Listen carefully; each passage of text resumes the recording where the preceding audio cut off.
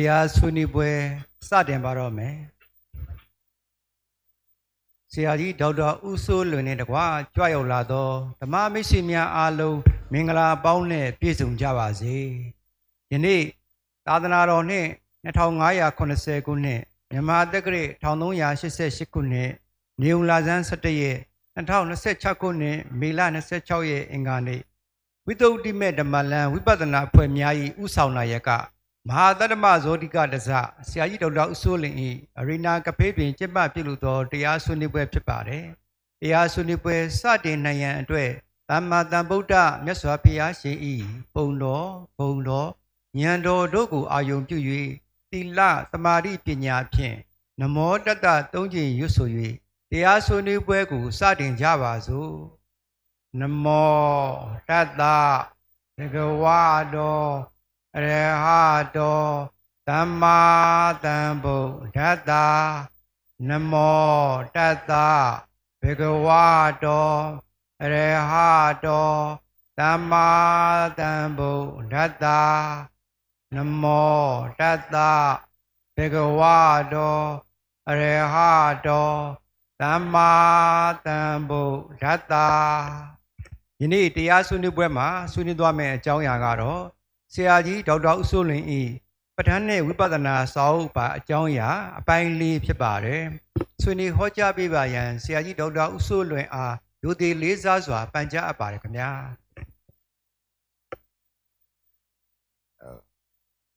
ဒီနေ့26ရက်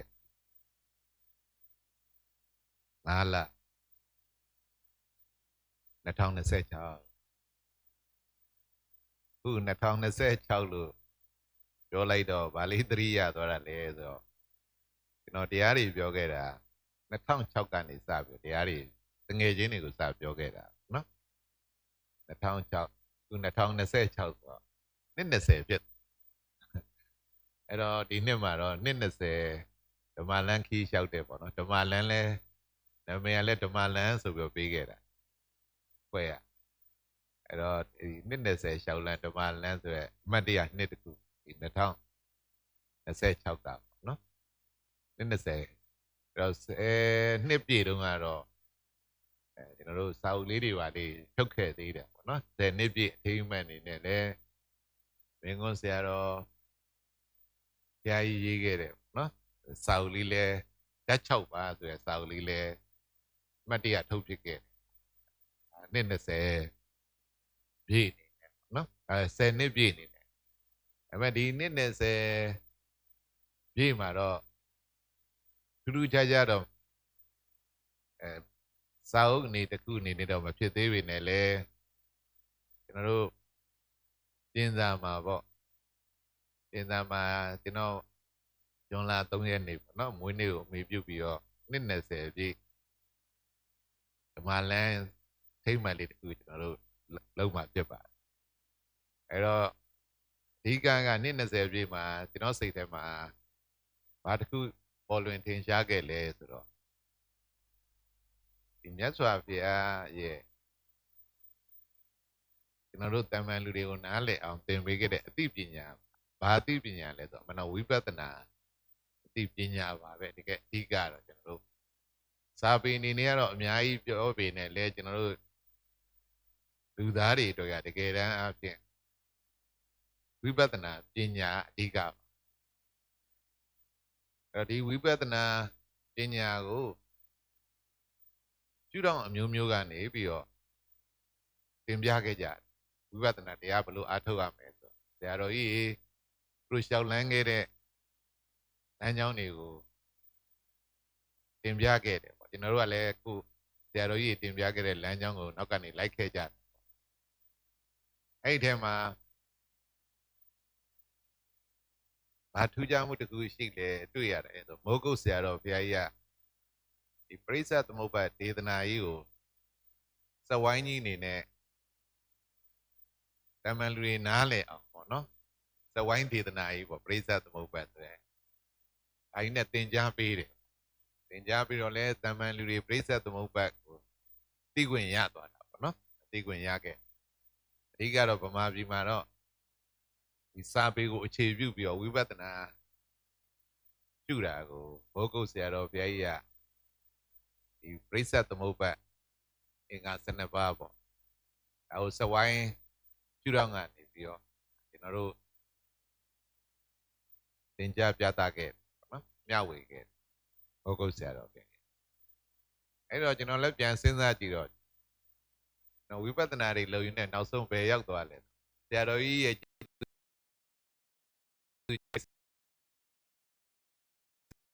ပြီးတော့တရားအထုတ်ပုံအထုတ်နည်းတွေကိုကြိုးစားပြီးတော့လှုပ်ဆောင်ခဲ့တယ်ပေါ့နော်အဲဒီမဲ့လည်းကျွန်တော်ကဒီ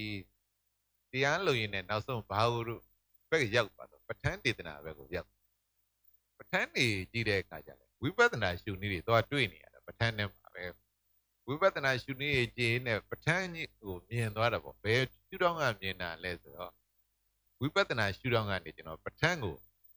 နှလုံးသွင်းရတော့အဆင်ပြေသွားတာပဋ္ဌာန်းရှုထောင့်ကနေဝိပဿနာနဲ့နှလုံးသွင်းလို့ရပါလားလို့ဒီလိုစိတ်ထဲမှာပေါ်လွင်ခဲ့တဲ့အတွက်ဒီပဋ္ဌာန်းနဲ့ပတ်သက်ပြီးတော့ဒီဝိပဿနာအမြင်နဲ့ပဋ္ဌာန်းနဲ့ဝိပဿနာဆိုပြီးတော့ကျွန်တော်စာအုပ်လေးရေးပြီးတော့ဒါကို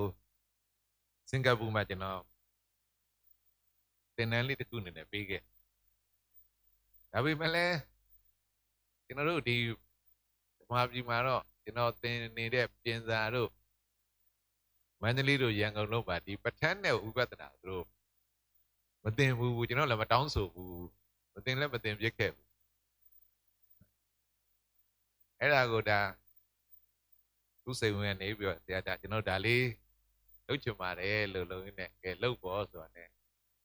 တိုက်ဆိုင်မိနစ်20ပြည့်မှာဒီပဋ္ဌာန်းနဲ့ပတ်သက်ပြီးတော့ဒီဝိပဿနာရှုတော့အမြင်နဲ့ပြောကြခွင့်ရတော့ပဋ္ဌာန်းမှာလည်းသူအများကြီးရှိတယ်24ခုတောင်ပဲဒါပေမဲ့ကျွန်တော်ဘာလို့သဘောပေါက်သွားတော့24ခုမလို့ဘူးလို့ပထမ3ခုနဲ့ကိုကျွန်တော် okay တယ်စင်ပြေတယ်ဟေတုပစ္စယောအာရမဏပစ္စယောအဓိပတိပစ္စယောနဲ့ဆိုရင်ကိုကျွန်တော်တို့မှလုံလောက်ပြီလို့3ခုလောက်နဲ့ကိုလုံလောက်အဲ့ဒီ3ခုထဲမှာလည်းအနှစ်သာရကဘယ်မှာရှိလဲအာရမဏပစ္စယောအာယုန်နဲ့စိတ်ပဲဒီအာယုန်နဲ့စိတ်တစ်ခုသိရတဲ့ကိုကျွန်တော်ပွဲပြီးတယ်ပေါ့နော်ကျွန်တော်ကလည်းဒီအာယုန်နဲ့စိတ်တစ်ခုရှိရတဲ့ပွဲပြီးရဲဆိုတာဘာလို့ကျွန်တော်အဲ့လိုပြောရဲတယ်ပေါ့နော်ပြောနိုင်တယ်ဆိုတာကျွန်တော်ပြန်စဉ်းစားကြည့်တော့ကျွန်တော်ဘဝကိုဖြတ်တန်းခဲ့တာတွေကိုပြန်ကြည့်ခဲ့လို့ရှိရင်ဒီ conclusion ဆွဲတယ်ပေါ့သုံးသက်ဆုံးဖြတ်တယ် conclusion ဆွဲတယ်လို့ဘာလို့ပြောကြတာပေါ့လေအမှန်တော့ဘာလို့တောင်တော့သုံးသက်ဆုံးဖြတ်ခဲ့ဒါပဲအဓိကဒါပဲဒီသုံးသက်ဆုံးဖြတ်တဲ့အလေးချင်းလို့တယ်ကျွန်တော် training လို့လူတယောက်ကအများအပြားလူတွေကသုံးသက်မှုအားနဲ့လို့ဆုံးဖြတ်ချက်လည်းမချရဲဘူးမှန်လားကိုယ်တန်တရားအမြဲရှိကိုဘွားကိုလှုပ်လဲကိုကမှားလားမှန်လားပေါ့နော်ငါလှုပ်တာများဘာပြောကြမှာလဲဒီလိုစိတ်တွေတော်တော်များများရှိအဲ့ဒါဘာပြုလို့လဲဆိုဒီသုံးသက်တဲ့လုပ်ငန်းဆုံးဖြတ်တဲ့လုပ်ငန်းတွေကို training ကျွန်တော်တို့မလုပ်ခဲ့ဒါငယ်တွေကကလေးဘွားတွေ training ပေးရကျွန်တော်တို့ကအဲ့မဲ့အဲ့လိုသုံးသက်တဲ့လုပ်ငန်းဆုံးဖြတ်တဲ့လုပ်ငန်းတွေကိုကျွန်တော် training ပေးရမယ်လို့လဲမသိဘူးကိုပြုစုပြောထောင်ရမယ်တည်ဆောက်ရမယ်ကျွန်တော်ပြောတဲ့စကားတွေမှာအများကြီးပါတယ်ပြုစုပြောထောင်တည်ရမယ်ပြုစုပြောထောင်ရမယ်တည်ဆောက်ရမယ်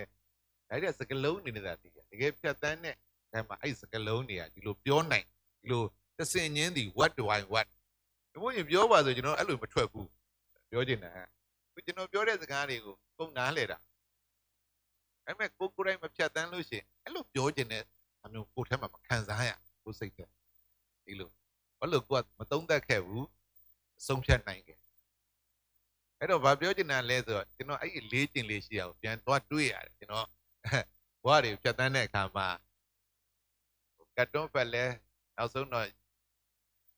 ဘဝရဲ့အနှစ်သာရရှိကိုရောက်ဝတ္ထုဖက်လဲရည်စရာပြောစရာတွေရှောက်ဖတ်တာပေါ့ရှင်းဝတ္ထုတွေနောက်ဆုံးတော့တန်မိုးရှိရဲ့စာတစ်ခုစီကိုရောက်ဒါတွေကဘာမှမဟုတ်တော့ဘူးဆိုတည်ရင်နဲ့သုံးသက်ဆုံးဖြတ်ရင်နဲ့နောက်တစ်စင်နေ သွားခဲ့အဲ့တော့စာပေတွေဖိုင်နဲ့စာလောကစာပေတွေကတော်တော်ကုံသွားပြီကျွန်တော်တို့ကစာအုပ်ဆိုင်လေးရှိတော့တော်ညဆိုငါဖတ်အဲ့လေကုံတော့ဘာရောက်သွားလဲဗုဒ္ဓစာပေရောက်သုံးသက်ဆုံးမြတ်ဒါဘာမှမဟုတ်တော့နောက်စင်တက်ပေါ့ဒါပေမဲ့လူတွေအဲ့မှာပဲပျော်ပြီးတော့အချုပ်ဝတ္ထုနဲ့ပျော်ပြီးတော့အဲ့နာနဲ့ပြီးသွားတယ်ကျွန်တော်တို့ကအဲ့တော့ကိုယ့်ရဲ့သုံးသက်ဆုံးဖြတ်တဲ့အလေးချင်းလုပ်ငန်းတွေကိုကိုအဲ့လိုတိဆောက်ရမှာပါလားသိအဲ့တော့ဗုဒ္ဓစာပေဖတ်တော့လည်းအများကြီးဖတ်တယ်ကျွန်တော်အများကြီးကောင်းလို့ချက်တွေလုပ်တယ်ကျွန်တော်အများကြီးသင်တယ်ဒါပေမဲ့လည်းအဲ့ဒီသုံးသက်ဆုံးဖြတ်တယ်ဆိုတော့ဘယ်ကလာတာလဲဆိုတော့နောက်ဆုံးတော့မြတ်စွာဘုရားရဲ့မဂ်ကင်၈ပါးရဲ့မှာတမ္မာသင်္ကပ္ပနဲ့တမ္မာဒိဋ္ဌိဒါပညာပဲဒါမြတ်စွာဘုရားဒါမင်းပညာဆိုပြီးအဲ့လိုပြောတာကျွန်တော်လောကလည်းမင်းသုံးသက်ဆုံးဖြတ်တော့ပြောနေတာပဲဒါပေမဲ့ပညာလို့မသိဘူးဒါကြီးပညာလို့မသိဘူးဆိုတော့လည်းမသိဘူးပေါ့ဗျာဘာဖြစ်ချင်တာလဲကျွန်တော်ကသိတယ်လို့မောဟကိုပြောတာမောဟကိုမောဟရှိလို့မောဟရှိမှလည်းမသိဘူးကိုယ်တည်းမှာထင်ထင်ရှားရှား clarity ဆိုတာပြောချင်တာထင်ထင်ရှားရှားဆုံးဖြတ်နိုင်တဲ့ဒါပညာပဲလောကဒါအရေးကြီးဆုံးပဲကျွန်တော်စိတ်တွေအဲ့လိုမခံစားအဲ့ဒါဘယ်ကြောင့်မှသိရလဲဆိုတော့ကိုယ်တိုင်အဲ့လိုဖြတ်တန်းလာတဲ့အခါကျမှဗုဒ္ဓစာပေကိုဖတ်တဲ့အခါမှာဓမ္မစကြာမှာပုပ္ပေနနုသုတေသူဓမေသူစက္ကုံဥဒ္ဒပါတိဉာဏံဥဒ္ဒပါတိပညာဥဒ္ဒပါတိဝိဇ္ဇာဥဒ္ဒပါတိအာလောကဥဒ္ဒပါတိဟာအဲ့ကြမှာအော်ဒီလိုဖြစ်သွားတာပဲဆိုတော့ပညာလည်းဖြစ်တော့သူ system တစ်ခုရောက်သွားဒါပဲဟိုက 100% သိကြတယ်တော့မရှိဒီလိုတော့မင်းကိုတို့တော့ဒီရဲ့ရှိအောင်မလားဒါဝလိုသေးဟလားဒါကိုလည်းမသေးကြဘူးပြောချင်တာပေတံလည်းမရှိဘူးကျွန်တော်တို့မှာဟုတ်လားမဟုတ်လားလည်းမသိဘူးကျွန်တော်တို့မှာအဲ့တော့တကယ်တမ်းဒါပဲရှိတယ်ဒါပဲလို့သိလိုက်တဲ့အချိန်မှာပြီးသွားပြီပြောချင်တာဒါပဲလောက်ရမှာသုံးဖြတ်ချက်ကြသွားသုံးသက်သုံးဖြတ်အဲ့တော့မှပဋ္ဌာန်းဒေသနာမှာလဲဩနောက်ဆုံးကျွန်တော်တို့လုပ်ကြအာယုံနဲ့စိတ်ပဲဒီနှစ်ခုသာကီးဆိုတာသုံးသက်သုံးဖြတ်တာဒီတိုင်းကြီးရမ်းပြောတာတော့မဟုတ်ဘူးအများကြီးလုပ်ခဲ့ရချိန်ဒီကိုယ့်ကိုအဲ့တော့ဘာလို့သုံးသက်နိုင်တာလဲဆိုအာယုံနဲ့စိတ်ဆိုကျွန်တော်လည်းဘာဟိုဒီလိုပဲနေခဲ့ကြတာပြန်တွေးကြည့်ကမှာလောကကြီးဆိုအကြီးပေါ်တယ်ကွာဒါပေမဲ့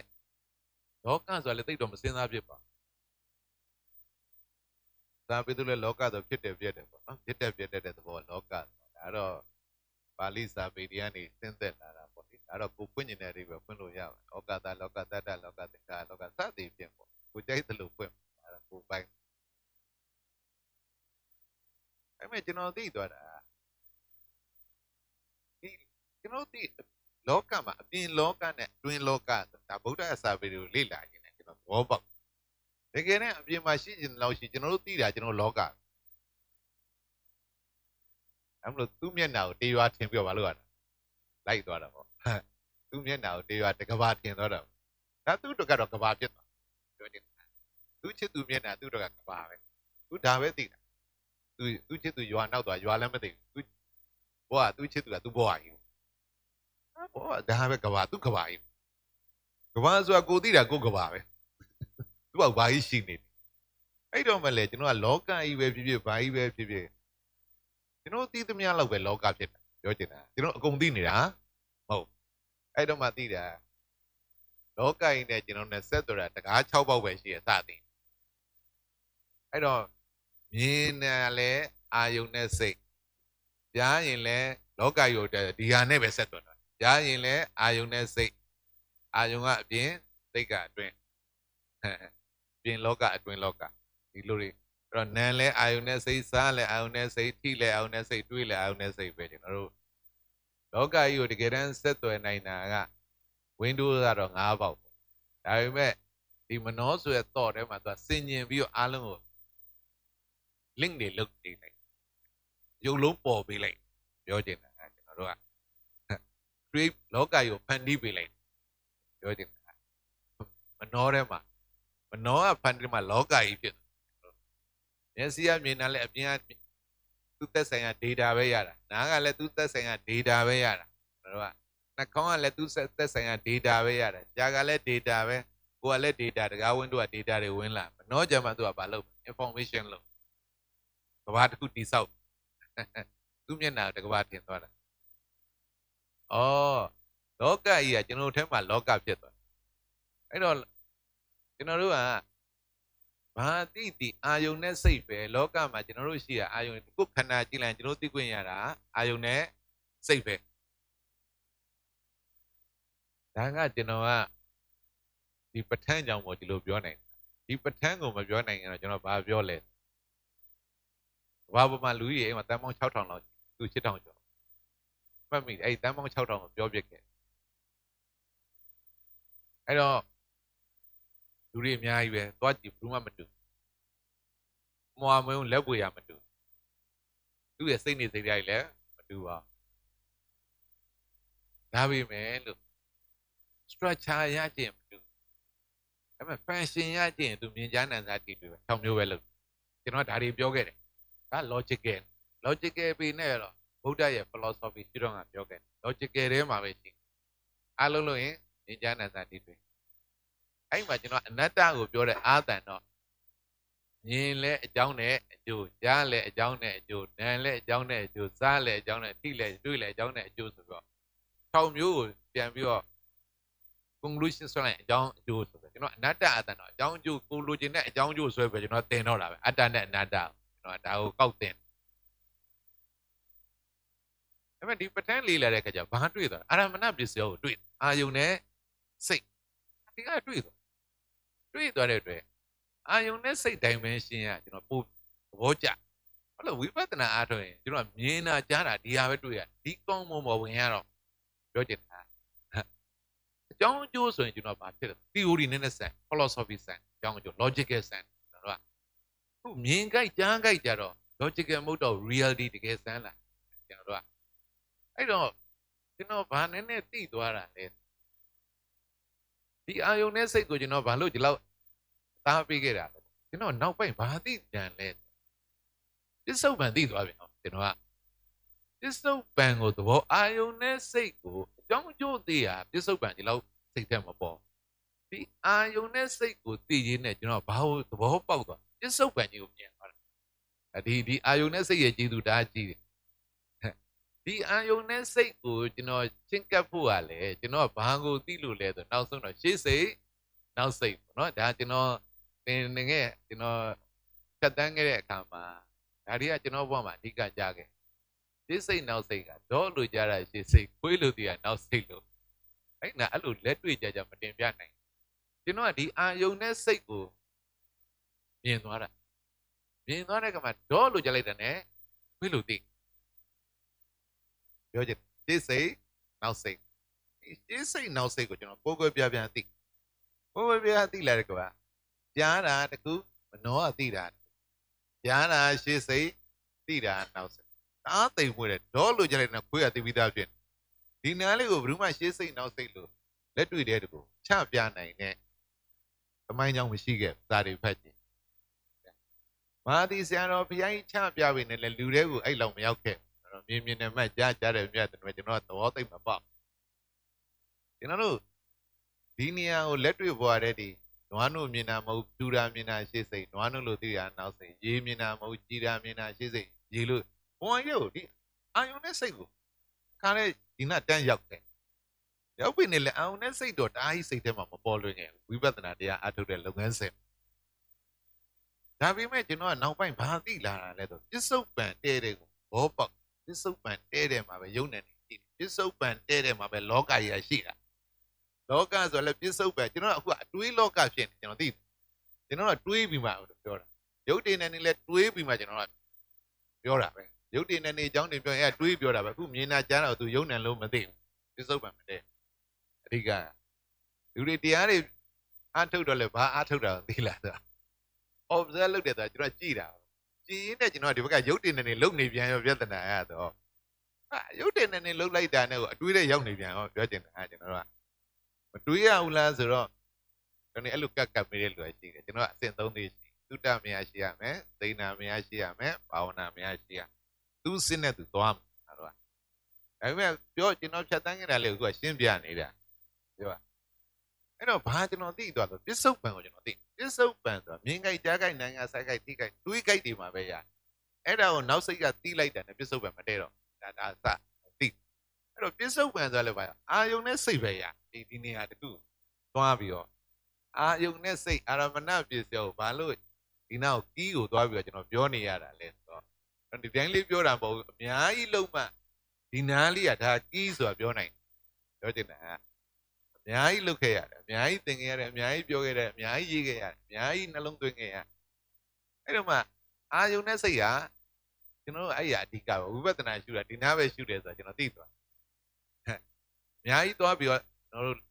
စဉ်းစားနေစရာမလိုတော့ဘူးဒီနားပဲရှိနေတယ်တရားလုံးတယ်အဲ့တော့မှကျွန်တော်အာရမဏပစ္စယောဒီဟာသိရတယ်ပွဲပြီးပါတယ်ဆိုပြီးတော့ဒါကဟိုပြန်ပြောတာပေါ့လေတစ်လားလောက်ကြာဆိုတော့အာယုန်နဲ့စိတ်ကမိတ်သွားပြီအဲ့တော့ခုကျမ်းလဲကျွန်တော်ဗာကြကြအာယုန်နဲ့စိတ်ပဲပြောချင်တာအဲ့အာယုန်နဲ့စိတ်ဆိုရဲဒီကိုသိတော့အဲ့ကြမှာမာသီဆရာတော်ဘုရားကြီးပြောတယ်ကြားတယ်ပဲကြားတဲ့အတိုင်းသူကနေတတ်လာသူကကြားတာကိုနောက်စိတ်ကကက်ပြီးတော့အဲ့တိုင်းနေတတ်တာအဲ့ဟာကျွန်တော်လောက်တာပေါ့လေးကျင်ဖြစ်သွားပြောချင်တာအဲ့ကတ်တက်လေးကျင်တကူဖြစ်သွားပြီအဲ့အတွက်ဘာဝနာပွားတာကျွန်တော်တို့ကနော်ဘာဝနာဆိုအဲ့လိုကတ်တက်လေးကျင်ဖြစ်အောင်ပွားအဲ့တော့ကျွန်တော်ဒီအာယုန်နဲ့စိတ်ကိုဘယ်လိုပြောလဲဆိုတော့ဒီအတွဲလေးတော့မမေ့ပါနဲ့အသက်ကြီးပြီအသက်တည်းကြီးလာပြီတလုံးပေါင်းလာတဲ့လူတောင်သိမတွဲကျင်တော့ဝေးလေကောင်းလို့ဖြစ်နေတော့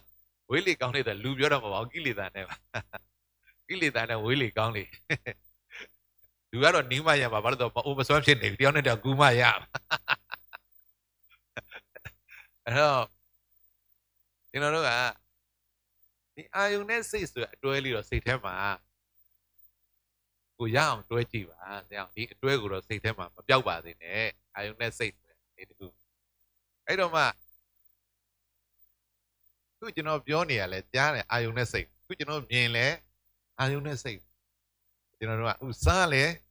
အာယုန်နဲ့စိတ်ဒီအာယုန်နဲ့စိတ်တိလိုက်တဲ့နဲ့ပွဲရပြီးနေပြီကျွန်တော်တို့ကဘာမှထွေးထွေးကိုတကူလုံးအာယုန်နဲ့စိတ်ကြီးရှိပြောချင်တယ်ဟဲ့လက်တွေ့ပါတယ်တန်းရောက်စဉ်းစားနေစရာကိုမလိုဘူးကျွန်တော်တို့ကသူကစဉ်းစားကနေရအောင်ပဲဖြစ်နေစဉ်းစားကနေရအောင်ပဲဆိုတော့ပြစ္ဆုတ်ပံမတည့်အဲ့တော့အာယုန်နဲ့စိတ်လို့တင်ဘာမှစဉ်းစားစရာမလိုတော့ဘူးအကုန်လုံးအာယုန်နဲ့စိတ်ပဲဆိုတော့အဲ့မှာကိုစလွတ်ပဲကျွန်တော်တို့ကခုတရားဆိုစဉ်းစားနေအဲ့ဒါစလွဲပြီးသားအောင်ပဲလွဲတာဆိုတာစဉ်းစားတဲ့စိတ်နာမြပဲရှိရဘာဝနာစင့်ကိုမရပြောချင်တယ်နော်အဲ့တော့ဒီအာယုန်နဲ့စိတ်ကိုကျွန်တော်ရင်တော့လူကြီးတွေကိုနဲ့နှိပ်စက်ခဲ့ဘူးလေဟုတ်လားကျွန်တော်နဲ့တွေ့ရင်ရင်သုံးခုရွတ်ဟာကျွန်တော်နှုတ်ဆက်နေကျွန်တော်အဲ့လိုသင်တတ်တယ်အဲ့လူတွေကိုခင်းနေအဲ့လားကျွန်တော်ကိုတွေ့ပါလားကျွန်တော်နှုတ်ဆက်ရင်ဒီတိုင်းမနှုတ်ဆက်နဲ့လို့ဘယ်လိုနှုတ်ဆက်တရားရဲ့အာယုန်ရှိမှစိတ်ဖြစ်တယ်အာယုံကအထောက်ပံ့စိတ်ကအဓိကအာယုံပြောင်းနိုင်စိတ်ပြောင်းတယ်ပေါ့အဲ့သုံးခုရင်တော့ပြောမှန်နှုတ်ဆက်ကျွန်တော်လူတယောက်ကိုအဲ့လိုပေါ့အဲ့လိုအဓိပတိအဲ့ကဘာသာအဓိပတိပြည့်စုံတင်တာပါအဓိပတိထားဖို့စန္ဒအဓိပတိဝိရိယအဓိပတိစိတ်ဓာတ်ဒါတွေပေါ့ပညာအဓိပတိအကုန်ပါပါတယ်ဒါတွေကအဓိပတိထားဖို့တင်တတ်တယ်ကျွန်တော်ကကောင်းကောင်းတင်တတ်လူကြောင့်ကောင်းကောင်းသိလူကြောင့်ဘာသူကစိတ်သိတော့လူကြောင့်လူသူကစိတ်ပဲရှိတယ်စိတ်တင်လူကြောင့်သိတာအဲ့ဆိုဘုရားကျေးဇူးအဲ့တော့ဘာလို့ပြောချင်တာလဲဆိုတော့အာယုံရှိမှစိတ်ဖြစ်တယ်ခုကျွန်တော်ပြောတဲ့အတန်တွေကြားနေရပဲစိတ်ထဲမှာဒီပြောတဲ့အတန်ကြောင့်စိတ်တွေဖြစ်နေလို့မပေါ့ဘူးမျက်စိကမြင်နေတော့ဟိုကမြင်တဲ့အောင်ကြောင့်စိတ်တွေဖြစ်နေလို့မပေါ့ဘူးစိတ်ထဲမှာပေါ့ဘူးအစာတင်လိုက်မှအရသာတွေကသိသွားဒီအရာပေါ်မှာရတာစားတရားတင်လိုက်မှစိတ်ကနော်တူရခြင်းနဲ့တူခြင်းကစားအဲ့တော့အာယုံရှိမှစိတ်ဖြစ်တယ်ဆိုအခုဟုတ်ပြီအဲ့တော့အခုဗာလေးပြောမှလဲဆိုပြီးခဲ့တဲ့ဘက်ကဟာလို့ပြန်ပြောတာအာယုံရှိမှစိတ်ဖြစ်တာကိုသိရင်အဲ့စိတ်ကျွန်တော်မပိုင်ဘူးဒါစသည်နော်အဲ့စိတ်ကျွန်တော်မပိုင်သူစိတ်ကိုဘလို့စတင်ထင်လဲငါစိတ်လို့ အဲ့တော့ဟုတ်ပြီ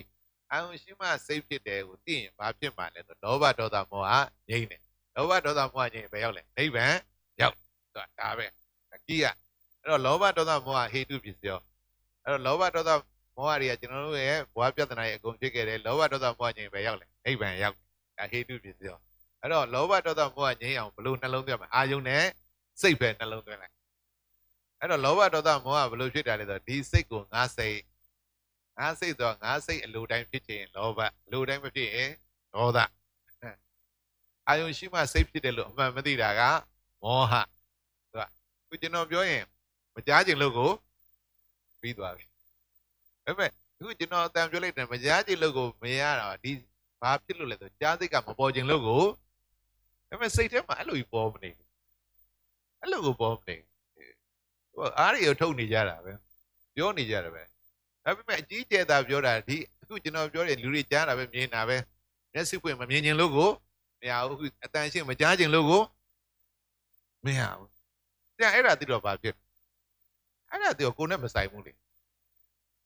ကိုယ်နဲ့မဆိုင်တော့ဘာဖြစ်တယ်ဥပ္ပခါဖြစ်တာဟောကိုယ်နေတတ်သွားတာဟောအခုကြားလည်းမနေတတ်ဘူးကျွန်တော်တို့ကငါပြောတာငါစောင်းပြောတာဘာသာညီမလည်းမသိဘူးအဲ့လိုတွေဖြစ်နေတာပေါ့အဲ့တော့ဒီအာသိရင်ကိုတရားပြီးနေတဲ့ကိစ္စကြားတာကိုဘာမှလုပ်လို့မရမိုးရွာတဲ့နေဘူးတဲ့မိုးအုပ်နဲ့ဘာမှလုပ်လို့ဒါသဘာဝတရားကြီးပဲကြားတာလဲသဘာဝတရားတစ်ခုမြင်တာလဲသဘာဝတရားတစ်ခုပဲဆိုတော့တရားအဝေးမရှိပါကျွန်တော်ကအဲ့တော့အာယုံရှိမှ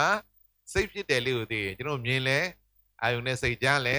အာယုံနဲ့စိတ်တရားအထုတ်တာအဲ့နာအထုတ်တာကျွန်တော်အခုဘာအထုတ်နေမှမသိဘူးရဲ့မြင်တယ်မှတ်ကြားတယ်မှတ်မာသီဆရာတော်ဘုရားကြီးဒီနေ့ကသင်နေတာပဲထိတယ်မှတ်ဒီဟာလေးတွေစားတယ်မှတ်ခုနစားတော့ဘာမှတ်ခတ်တယ်ဘာမှတ်လိုက်ကြစားတယ်မှတ်တယ်ပေါ့နော်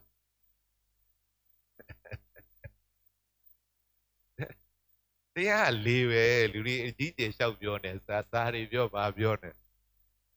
မပြောရပါဘူးမဟုတ်ပါဘူးပြောကောင်းပါတယ်ဒါပေမဲ့ကိုယ့်ရဲ့အခြေခံပိုင်းဆိုင်ရာတွေကိုဒီအာယုန်နဲ့စိတ်လေးတော့ကျွန်တော်တို့မလုပ်နိုင်မနဲ့ဘာတွေအကြီးကျယ်ပြောနေတာပြက်စရာကြီးနော်အဲ့တော့တရားကဒီအာယုန်နဲ့စိတ်လေးကိုဒီအာယုန်ရှိမှစိတ်ဖြစ်တယ်အာယုန်ပြောင်းနိုင်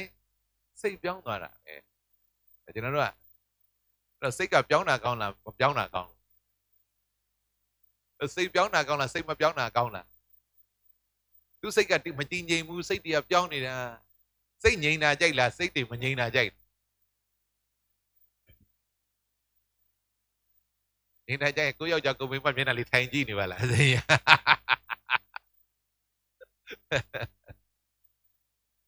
ကျွန်တော်တို့ကစိတ်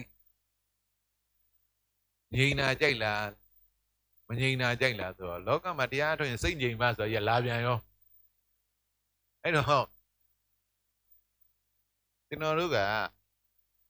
ငြိမ်မှုကြိုးစားတာနော်ငြိမ်မှုကြိုးစားတာသမထဖြစ်တာငြိမ်တာကြိုးစားဖို့အမှန်တရားသိအောင်ပဲလုပ်အာယုံရှိရင်စိတ်ဖြစ်တယ်အာယုံပြောင်းရင်အဲ့ဒီစိတ်တွေကကိုယ်နဲ့မဆိုင်ဘူးသဘာဝတရားလို့ပဲသိအောင်ဖြစ်ဒါကြောင့်မလို့ကျွန်တော်ကဒီမှာဒါလေးတွေပြောခဲ့တာပေါ့နော်ပြီးရဲ့အဲ့တော့ခုစပြောရမယ်ဒါလေးကအရေးကြီးတယ်အာယုံကအထောက်ပံ့စိတ်ကအဓိကဒါဒီတရားကဒီနာလေးရှိရကနေဒါ message ပေးနေတာကျွန်တော်ဘာလို့သင်ရတာလဲဆိုစိတ်ကိုသင်ရစိတ်ဘက်ကဘာလို့ခုလူတွေကတရားအထုတ်တယ်နည်းနည်းပြောပြတရားအထုတ်ရင်သူအာယုံပဲမဲတာဟုတ်တယ်နော်တရားအထုတ်ရင်ဘာပဲမဲတာဝင်လေထွက်လေမှန်ရုပ်တည်နေနေဖြစ်တယ်ပြည့်တဲ့အနိစ္စဒုက္ခအနတ္တအာယုံပဲရှုရတယ်ပြောချင်တာအဲ့တော့ကျွန်တော်တရားထုတ်ရင်သူအာယုံပဲမဲတာဟုတ်နေတော့လည်းဘာပဲမဲတာသိလားအာယုံပဲမဲတာအဲ့တော့ကျွန်တော်တို့ကဘာကိုမကြည့်မိတာဆိုစိတ်ကိုမကြည့်မိဘူးအဲ့တော့တရားလုပ်ငန်းစဉ်နှစ်ခုပဲရှိတယ်ပြောရင်အတွင်းရှုတဲ့အတွင်းရှုတာမှစိတ်ကြည့်ခိုင်းအမှန်တကပစ္စုပန်တဲရမယ်ပစ္စုပန်တဲပစ္စုပန်နဲ့ဆိုအာယုံနဲ့စိတ်ကိုကြည့်ခိုင်းပစ္စုပန်ဒါပဲရှိအဲ့တော့အာယုန်နဲ့စိတ်ကိုကြည့်ရမယ်အတွင်းရှုတာစိတ်ဘက်ကိုကြည့်ဒါ principle ဝိပဿနာမှာနှစ်ခုပဲရှိရပစ္စုပန်တဲတဲ့ရှုတွင်ရှုဒါကအများနဲ့ကြားဘူးလေအဲ့နှစ်ခုပဲမလုပ် အဲ့နှစ်ခုရဲ့မလုတ်တယ်ကျွန်တော်တို့ကတရားထုတ်လေအဲ့ဒီဟာမလုတ်ဘူးအတွင်းလည်းမရှိဘူးသူကအပြင်ကြီးอ่ะဝင်လေထွက်လေမှတ်တယ်ဖြစ်တယ်ပြက်တယ်မှတ်တယ်သူဟိုဘက်ကတွေးတာအကုန်မှတ်တာတွေးရအကုန်ကြည့်နေတာပဲမ observe တယ်မအင်္ဂလိပ်လိုလည်းလို့တယ် observe တယ်ကြည့်သူဆရာကြီးလို့ ਨੇ observe တယ် observe ဘာတော့စောင့်ကြည့်အဲ့တော့ဗာလေးပြောချင်တာလဲဆိုတော့ကျွန်တော်ဒီကောင်းလေးကိုလေ2013တော့2014 2015တွေမှာကောင်းကောင်းသင်နော်ကျွန်တော်ဘာသင်တော့စိတ်ဘက်ကိုသင်ကျွန်တော်ပြန်ကြည့်ရင်ကျွန်တော်နှစ်20ပေါ့နော်ပြန်ကြည့်တဲ့အခါမှာကျွန်တော်စသင်တာကျွန်တော်ဘဝမှာဥပဒ္ဒံရင်ဆုံးစသင်ဥပဒ္ဒံဆိုတာဘယ်ဘက်သင်လိုက်စိတ်ဘက်ကိုစသင်ကျွန်တော်သင်တဲ့ထဲမှာဥပဒ္ဒံတွေကျွန်တော်ဥပဒ္ဒံကက်တယ်ဥပဒ္ဒံဒီကျောင်းတွေအများကြီးပြောတယ်ဘာလို့သင်တာစိတ်ဘက်ကိုကျွန်တော်သင်ခဲ့အဲ့တော့ဒီအာယုန်နဲ့စိတ်တို့ဒီလိုသာတိုင်းမတင်တာကျွန်တော်ကဘာစတင်လဲဥပုပ်ဆောင်တယ်ပေါ့နော်ကျွန်တော်တင်ခဲ့တာဥပုပ်ကစောင်းနေမကြဘူးစောင်းလိုက်စောင်းနေမကြတော့ကိုကဥပုပ်ကိုတိုင်းသတိမရှိကိုကြိုက်တဲ့ချင်းလေးပြန်လိုက်ပါဖြစ်လေလိုက်ဆိုတယ်ဆိုလဲဆိုမှဟာငါတော့ဥပုပ်ကြီးစောင့်ထားတာပါလားဥပုပ်တော့ကျိုးပြီအဲ့ကြမှာဘာရသတိကရကိုဥပုပ်ဆောင်အဲ့တော့ဥပုပ်ကိုကိုစောင့်တာမဟုတ်ဘူးသူကစောင့်တာတတိကစောင့်တာကျွန်တော်ဒါလေးသင်ရသူကအဲ့တော့ဗိုက်စားတဲ့မှုမဲ့မမဲ့တော့ကိုကဥပုပ်စောင့်တာမိတ်နေကောက်စားတတ်တယ်ကောက်လဲစားမှတတိကရတော့ဟာငါဥပုပ်တော့ကျိုးပြီအဲ့ဒါဘာဖြစ်လဲဥပုပ်စောင့်တာဘုရားစောင့်အဲ့ဘောကျွန်တော်စပြီးဒီတတိကိုသင်စိတ်ဘက်ကိုစသင်ရအဲ့တိုင်းပဲကျုပ်လူကြီးတွေရှိတယ်တို့အသက်ကြီးပါပြီငါတို့မှစောင့်ရှောက်မဲ့လူမရှိပါဘူးကိုယ့်အကိုပဲစောင့်ရှောက်ရတာပေါ့ပြောချင်တာငါပဲစောင့်ရှောက်ရတယ်ငါစောင့်ရှောက်လို့မရဘူးသတိရှိမှစောင့်ရှောက်တာငါရှိဝင်တဲ့သတိမရှိရင်ဒီကောင်ကိုကျွန်တော်စိတ်ဘက်ကိုအများကြီးသင်ပြောချင်ဒီစိတ်ဘက်အများကြီးစိတ်ဘက်ကိုကြည့်ရမယ်လို့ဒီလိုတိုက်ရိုက်တာအာယုန်နဲ့စိတ်ကိုဒီလိုကီးကိုမပြောနိုင်အဲ့တော့ဒီနောက်ကြတော့ဒါဥပုပ်ဆောင်တာပြောတယ်သတိရဆောင်တာကိုစောင့်ရှောက်တာလဲငါစောင့်ရှောက်တာမဟုတ်ဘူးသူကစောင့်ရှောက်ရတာသတိရဆောင်ရှောက်တယ်သတိမရှိရင်ငါရှိပေနဲ့ငါစောင့်ရှောက်လို့မရဘူးသတိရမရှိရင်မစောင့်ရှောက်အဲ့တော့ဝင်လေထွက်လေမှတ်တာလဲငါမှတ်တာမဟုတ်ဘူးသူကမှတ်တာသတိရမှတ်တာပေါင်းတဲ့ပိန်နဲ့မှတ်တာလဲသူကမှတ်တာသတိရမှတ်တာကြွားတဲ့လမ်းနဲ့ချတယ်မှတ်တာလဲသူကမှတ်တာသတိရမှတ်တာအဲ့တော့ဒီစိတ်ဘက်ကိုအားသိငယ်ပြောချင်နောက်ခုနောက်ပိုင်းကျကော်ဖီလေးတောက်ပါအောင်သင်မလားလေရောကော်ဖီတိုက်တာဘူးလားတိုက်တာစေရင်နာတိုက်တာကျွန်တော်သင်တာကဒီစိတ်ဘက်တွေပဲအဲ့တော့ကော်ဖီလေးတောက်ပါအောင်လို့ပြောလိုက်တာ ਨੇ စေနာဆိုတာကော်ဖီတောက်ပါအောင်ကဒီအပြင်ကအာယုံဘူးလားတိုက်တာစိတ်ကဒီအာယုံနဲ့စိတ်ကိုကျွန်တော်ဒီလိုတွဲအဲ့ဒီတင်ပေးခဲ့ပြောချင်ကျွန်တော်ပြန်ကြည့်ရင်ကျွန်တော်သင်တာတွေကအာယုံနဲ့စိတ်ရှုတော့ငါပဲအကုန်သင်ခဲ့တာဒါပေမဲ့အဲ့ဒါယူအာယုံနဲ့စိတ်ရှုတော့ငါသင်နေပါလားလို့ကျွန်တော်အဲ့လိုမတတ်နိုင်စိတ်ထဲမှာကျွန်တော်ပြောသမျှအဲ့တော့လောဘဒေါသမောဟလည်းစိတ်ဘက်မှာဖြစ်လောဘဒေါသမောဟငြိမ်းတာလည်းစိတ်ဘက်မှာငြိမ်းတယ်လောဘဒေါသမောဟငြိမ်းတာပဲပါခေါ်တာနိဗ္ဗာန်ခေါ်တာနိဗ္ဗာန်လည်းကိုယ်ဘက်ထဲမှာပဲရှိရင်စိတ်ဘက်ထဲမှာပဲကိလေသာငြိမ်းတယ်နိဗ္ဗာန်ရိုးရိုးပဲအများကြီးစဉ်းစားနေနိဗ္ဗာန်အကြောင်းတွေကိုလည်းအဲ့လောက်သိတာမဟုတ်လောဘဒေါသမောဟငြိမ်းရင်နိဗ္ဗာန်တော်ကြီးလောက်ဆိုရနိဗ္ဗာန်ဆိုတာဘဝမှာစိတ်တွေအေးချမ်းငြိမ်းချမ်းသွားတာပြောချင်တာစိတ်ဘဝမှာငြိမ်းငြိမ်းချမ်းချမ်းအေးချမ်းပျော်ရွှင်နေလို့ရတာပူပင်ကင်းပြီးနေတာကြောက်ချင်းနေကင်းတဲ့အပူပင်နေကင်းနေညအိပ်ပျော်တယ်ပျော်ပျော်ပါပါနေလို့ရတယ်စိတ်ထဲမှာပူပင်ကြောင်းကြမှုတွေကင်းတယ်ဒါပဲကိလေသာကင်းတဲ့နိဗ္ဗာန်ဒါပဲရတယ်နော်ဘုရားကိလေသာ stress free reaction တွေကင်းတယ်ပြောချင်တာဒါပါပဲနိဗ္ဗာန်ဆိုကြောက်ချင်းနေကင်းတယ်တို့ရင်မှုတွေပူပန်မှုတွေမရှိဘူးလူတွေဖြစ်နေလက်တွေ့ကြကြသုံးဖြတ်သုံးသက်ဆုံးဖြတ်လှုပ်လှုပ်တယ်ဒါပါပဲစာကြီးလိုကြီးကျယ်နေစာကြီးရတော့ကျွန်တော်ဘယ်လိုက်မိမှာလက်တွေ့ကြကြဟုတ်ပါအဲ့တော့ဘာပြောချင်တာအာယုန်နဲ့စိတ်ဘက်မှာမကြည့်တဲ့တွေ့ဘာမှဖြစ်မှာမဟုတ်ကျွန်တော်တို့ကစိတ်ကပဲအဓိကဖြစ်တယ်အဲ့တော့စိတ်ကြည့်တယ်ဆိုရင်စိတ်ကလည်းဒီလိုမသိဘူးအာယုန်ကိုထောက်ပြီးမှစိတ်ဘက်ကိုကြည့်ရလေ့ကျင့်ရကျွန်တော်အတန်ကြားတဲ့ကြားစိတ်ကြီးဘယ်တော့မှမတွေ့ဒါကကြားလိုက်တယ်ဆိုတော့ဘာပေါ်သွားလို့လဲကြားစိတ်ပေါ်လို့အခုမြင်လိုက်တယ်ဆိုတော့မြင်စိတ်ပေါ်လို့အရသာပေါ်တယ်ဆိုတော့စားစိတ်ပေါ်အာယုံကိုထောက်ပြီးတော့ပဲစိတ်ရှိကြောင်သိရတကူကိုတီးလိုက်တယ်ဆိုတော့ဘာလို့သူကစိတ်ရှိလို့ဆိုရင်ဒီအာယုံနဲ့စိတ်ရဲ့ကိုကျွန်တော်ဒီလိုသိရပြောချင်တာခုကသူကမင်းအဲ့ဒါစာပေရရှိတယ် ခွေးရတဲ့သူ့ကိုခဲနဲ့တွေ့ရင်ခဲနောက်ပဲအမြဲလိုက်တယ်တဲ့ရှင်သေးရမှာခဲပြစ်တဲ့လူကိုခဲကိုကြည့်လိုက်တဲ့ခဲပြစ်တဲ့လူကိုသွားတယ်ကျွန်တော်ကလည်းခွေးဘွားကိုမတက်ဘူးလို့အာယုံတော့ပဲလိုက်နေရပဲစိတ်ကိုအဲ့လေးကျင်မရကြည့်လိုက်တဲ့ဟိုဘက်ကိုဒီလိုပြန်ချင်းကြည့်ပြောချင်တာကျွန်တော်တို့ကဒါကိုစားပြလဲမြက်နွားမကြီးကမြက်လဲစားရင်သားသမီးလဲဆောင်းရှောက်မြက်လဲစားတယ်ဟိုဘက်လဲသားသမီးပဲလမ်းကြည့်ဆိုတော့ဒီလိုသွားနေတယ်ဒါပေမဲ့ကျွန်တော်တို့အဲ့ရောက် training မရခဲ့ကျွန်တော်မဲတာအာယုံပဲပြက်ပြက်တေးဘာညာဆိုဒီဘက်ပဲမဲတာစိတ်ကိုကြည့်တဲ့လေးကျင်မရဘူးဒီစားကျွန်တော်တို့ကဘာကိုပြောချင်တာလဲဆိုကျွန်တော်ခိုင်းတိုင်းလုပ်တဲ့အလုပ်သမားအစ်စ်မှရှိပထမဆုံးအလုပ်တင်ကျွန်တော်တင်တယ်ဒါလည်းကျွန်တော်ရေးခဲ့ပြီးသားအလုပ်တင်တော့မသိတင်ပေးရတော့သိပင်သူနည်းနည်းလုပ်တဲ့တာအလုပ်သမားပဲဘယ်ကိုမတက်တာအလုပ်ရှင်ကိုမတက်အလုပ်ရှင်ဆိုဘက်ဆုံးစဉ်းစားပြောချင်တာဒီပြောချင်တာရောင်းတာလည်းကြည့်ရတယ်ကိုမြတ်ဘလောက်ကြံလည်းကြည့်ရတယ်ဒီလိုသူကသွားနေရအဲ့တော့ဒီဘက်လည်းကြည့်ရတယ်ဟိုဘက်လည်းကြည့်ရတယ်သူကအလုပ်သမားလို့ခိုင်းတာပဲလုပ်တာမဟုတ်ဘူးသူကဒါပေမဲ့ကျွန်တော်တို့ကခိုင်းတာပဲလုပ်တယ်စိတ်ဘက်ကိုပြန်မကြည့်တဲ့ဒီဟာတခုပြောချင်တာဒီစိတ်ကိုပြန်မကြည့်တဲ့လှုပ်ရှင်လို့မဖြစ်ဘူးပြောချင်တယ်အဲ့တော့ကော်ဖီလေးတောက်ပါအောင်ဆိုတဲ့စေချင်တာလို့ကျွန်တော်ကြည့်တဲ့ပြောချင်တာဒီလိုဖြစ်လာတယ်အဲ့တော့ဝင်လေထွက်လေအောင်မလေးနဲ့သတိလို့ဒီလိုသိရမှာခုကြားလိုက်တာနဲ့ကြားစိတ်ကိုသိရမြင်လိုက်တာနဲ့သူကနောက်ကြအလေးကျင်ဖြစ်ဒီနှစ်ခုကအဲ့ဒီအတွဲကိုကျွန်တော်ဖြစ်စေချင်တာဒီအတွဲကိုသိစေချင်ပြောချင်တာအဲ့လိုအတွဲသိတော့ဘာဖြစ်လဲဆရာလဲကျွန်တော်ပြောပြကျွန်တော်တို့ကတရားကအများကြီးမရှိဘူးဒီနေရာရှိတယ်အတ္တနဲ့အနတ္တရှိဗုဒ္ဓဒါကြီးကစာကြီးလိုဖြစ်နေတယ်ကျွန်တော်တို့ကတကယ်လက်တွေ့မှာ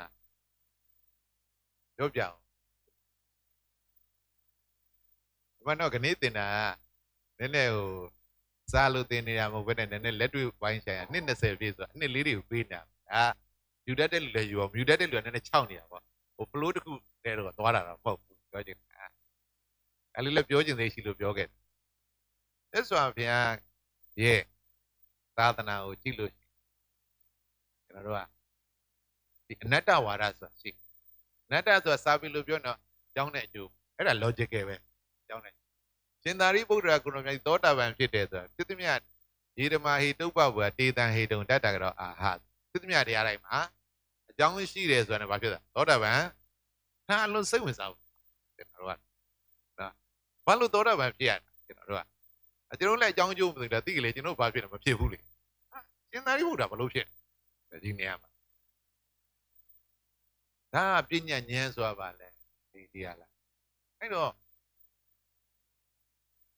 ဘာသိတာလဲဆိုကျွန်တော်ကအများအားပြောတဲ့လူတွေကို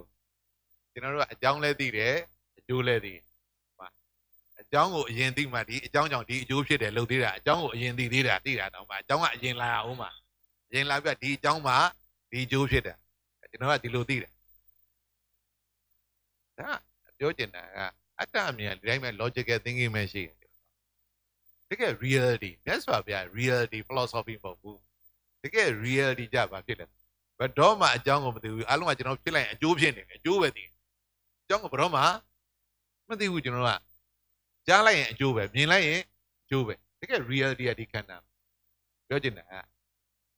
ရုပ်တည်နေနေရှုတော့မှချင်းရုပ်တည်နေနေဖြစ်လိုက်ရင်အဲ့ရုပ်နဲ့ဘာဖြစ်နေအကျိုးဖြစ်နေပြီရုပ်ကိုကံစိတ်ဥရုဟာအကြောင်းကဖြစ်တဲ့နန်းဆိုရင်အာယုန်နဲ့ဓာတ်တိုက်ရစာရီသင်းနေတာအဲ့မဲ့ကိုသိလိုက်ရင်အကျိုးဖြစ်နေလို့မသိဘူးအကြောင်းဘယ်တော့မှ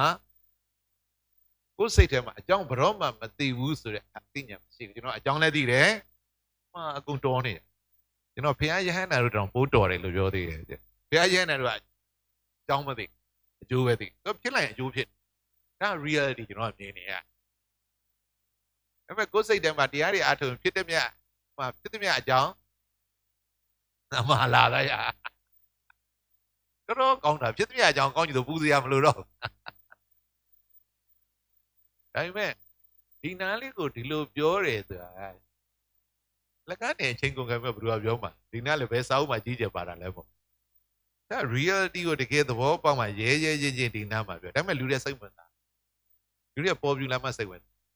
ပြောချင်တကယ်ဒါမျိုးကျွန်တော်သိနိုင်ပါတယ်အကျိုးဖြစ်အဲ့အကျိုးဖြစ်တဲ့အချိန်ကျမှအဲ့အကျိုးပေါ်ကျမှကျွန်တော်အလိုအတိုင်းဖြစ်တာမဖြစ်တာလားအဲ့အကျိုးကအလိုတိုင်းဖြစ်ရင်ကြိုက်တယ်အလိုတိုင်းမဖြစ်ရင်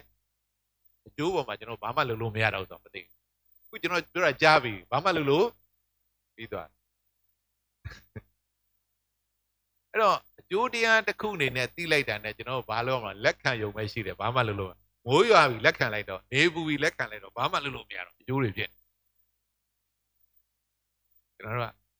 အဲ့တော့အကျိုးလို့အမှန်မသိတာမောဟအကျိုးပေါ်မှာကိုယ်လိုတိုင်းအကျိုးကဘာမှဖြစ်လို့မရတော့ကိုယ်လိုတိုင်းဖြစ်ချင်တာလောဘကိုယ်လိုတိုင်းမဖြစ်ရင်ဒေါသ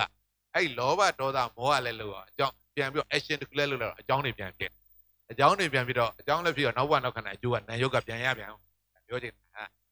အဲ့ဒီတန်တရားဒါပဲလေတာလေအဲ့တော့ဘာပြောချင်တာလဲဆိုတော့အကြောင်းကကျွန်တော်မသိအကြောင်းကိုကျွန်တော်တို့ပြန်ပြီးတော့သိသိရကော်ဖီလေးတောက်ပါအောင်ဆိုတာ ਨੇ စီချင်တာလို့ဒီလိုပြောချင်တာကဉာဏ်ရဲ့သွားပုံသွားနေ flow တစ်ခုကိုပြောပြဒီလိုသွားနေရခဲပြစ်လိုက်တာနဲ့ခဲမြင်ပြီးမှဘလူးပြစ်တာကိုတို့ကြည့်လို့ရကော်ဖီတောက်ပါအောင်ဆိုမှစေနာသွားလို့ရမြင်မှမြင်စိတ်ကိုထောက်လို့ရတယ်ကျွန်တော်ကဒီနေရာလေးအာယုံနဲ့စိတ်ရတရားလုပ်တယ်ဆိုတာဝင်လေထွက်လေအောင်မလိုက်တဲ့သတိအဲ့လောင်များသိလို့တော့ငါဘယ်နေရာမှမရှိခုငါပဲတရားအထုတ်တယ်ငါပဲသိတယ်ငါပဲပြောနေရတာပဲငါပဲတက်တာဖြစ်နေတာပြီးသွားပြီအာယုန်နဲ့စိတ်လေးသိလိုက်တာနဲ့ဒါပဲလေကျွန်တော်တို့ကဒီလိုတွေနားလည်လာတာပေါ့နော်ပြောချင်တာအဲ့တော့တရားကိုဝေးထင်ထင်နေလို့ကျွန်တော်တို့ကကော်ဖီလေးတောက်ပါအောင်ဆိုတာခက်ပေါ်ပေါ်လေးထင်းနေလို့ဘယ်တော့ဒါတွေကိုကျွန်တော် train နေပြီးတဲ့အခါလူတွေကအဲ့လောက်နေတော့မရဘူးအဲ့လောက်နေတော့မယူခြင်းဘူးဘာလို့လဲဆို तू ရတယ်အကျိုးတစ်ခုကို तू ရတယ်လို့မခံစားရဘူးအဲ့တော့မှကျွန်တော်ဘာလုပ်ရတာဆိုတော့ကံကုသိုလ်နဲ့ဉာဏ်ကုသိုလ် तू ကကုသိုလ်လို့ကြရင်တော့သဘောကျတယ် तू ကအဲ့တော့မှကျွန်တော်ကဒီဘက်ကနေ philosophy နဲ့လောကတွေကိုထည့်ကံကုသိုလ်နဲ့ငါကုသိုလ်ဘဝတွေကောင်းမှသာကြိုက်တယ်အမှနိဗ္ဗာန်လည်း तू ကသဘောကျတာပဲဉာဏ်ကုသိုလ်ကြောင့်နိဗ္ဗာန်ရောက်မယ်ဆိုတော့ဒီကံကုသိုလ်နဲ့ဉာဏ်ကုသိုလ်ကျွန်တော် plot ဉာဏ်နဲ့ထည့် plot နဲ့ထည့်ဒါကလည်းအဲ့ဒီမှာ तू ကဒါလေးကိုသဘောကျလုံးတက်ဟိုဟာထဲမှာပြောချင်တာဒါတင်းချင်းစနစ်တွေပါပြောချင်တာပဋ္ဌာန်းတင်ရတယ်နည်းနည်း6လို့ကျွန်တော်ကဒီလိုလေးစပြောပြအဲ့တော့ကံကုသိုလ်နဲ့ဉာဏ်ကုသိုလ်ကော်ဖီတောက်ပါအောင်တိုက်တာရတယ်ဘုရားလည်းကတ်ရတယ်ကံကုသိုလ်တွေပဲစေချင်တာလို့ဒီမှာဉာဏ်ကုသိုလ်ဖြစ်တာဆိုတဲ့ဒီအာယုန်နဲ့စိတ်ရဲ့အကွဲကိုကျွန်တော်တို့သင်ပေးရတာနော်ဟုတ်ပါပြီအဲ့တော့ခနေ့ကတော့ဘယ်ရောက်သွားပြီလဲဆိုတော့ခနေ့သင်မှာကသာမျက်နှာ20မှာပါအာယုန်နဲ့ဝေဒနာဆိုတာလေးရောက်ပါပြီနော်အာယုန်နဲ့ဝေဒနာအဲ့တော့ဒါလေးကိုဖတ်ကြားရှင်းမှာဖြစ်ပါတယ်ဖတ်ကြအောင်ဆို စာမျက်နှာ20မှာဖြစ်ပါတယ်အာယုန်နှင့်ဝေဒနာတဲနဲ့နေရင်ဆင်းရဲတယ်တိုက်နဲ့နေရင်ချမ်းသာတယ်ယင်းသည်လောကသတ်မှတ်ချက်အတိုင်းအမှန်ဟုထင်ကြပါသည်အမှန်မှာတဲနဲ့နေလို့ဆင်းရဲခြင်းမဟုတ်ပါဒုက္ခဝေဒနာပေါ်လို့ဆင်းရဲခြင်းဖြစ်သည်ထို့အတူတိုက်နှင့်နေလို့ချမ်းသာခြင်းမဟုတ်ပါဒုက္ခဝေဒနာပေါ်လို့ချမ်းသာခြင်းဖြစ်သည်ကောင်းတဲ့အာယုံကြောင့်ချမ်းသာတဲ့ဝေဒနာပေါ်သလိုမကောင်းတဲ့အာယုံကြောင့်ဆင်းရဲတဲ့ဝေဒနာပေါ်ခြင်းဖြစ်သည်ချမ်းသာဆင်းရဲဆိုတာဝေဒနာလို့အမှန်သိလျင်တဲနဲ့နေရင်ဆင်းရဲတယ်တိုက်နဲ့နေရင်ချမ်းသာတယ်ဆိုသည့်လောကသတ်မှတ်ချက်မျက်မြင်ကိုကျော်လွန်ပြီးဉာဏ်မြင်ဖြင့်သဘာဝဓမ္မဆိုသောသစ္စာတရားကိုအမှန်သိမြင်နိုင်ပေမည်ဟုတ်ပါပြီအဲ့တော့ဒီကျွန်တော်တို့ကကျွန်တော်နည်းလေးပြောပြကျွန်တော်တို့က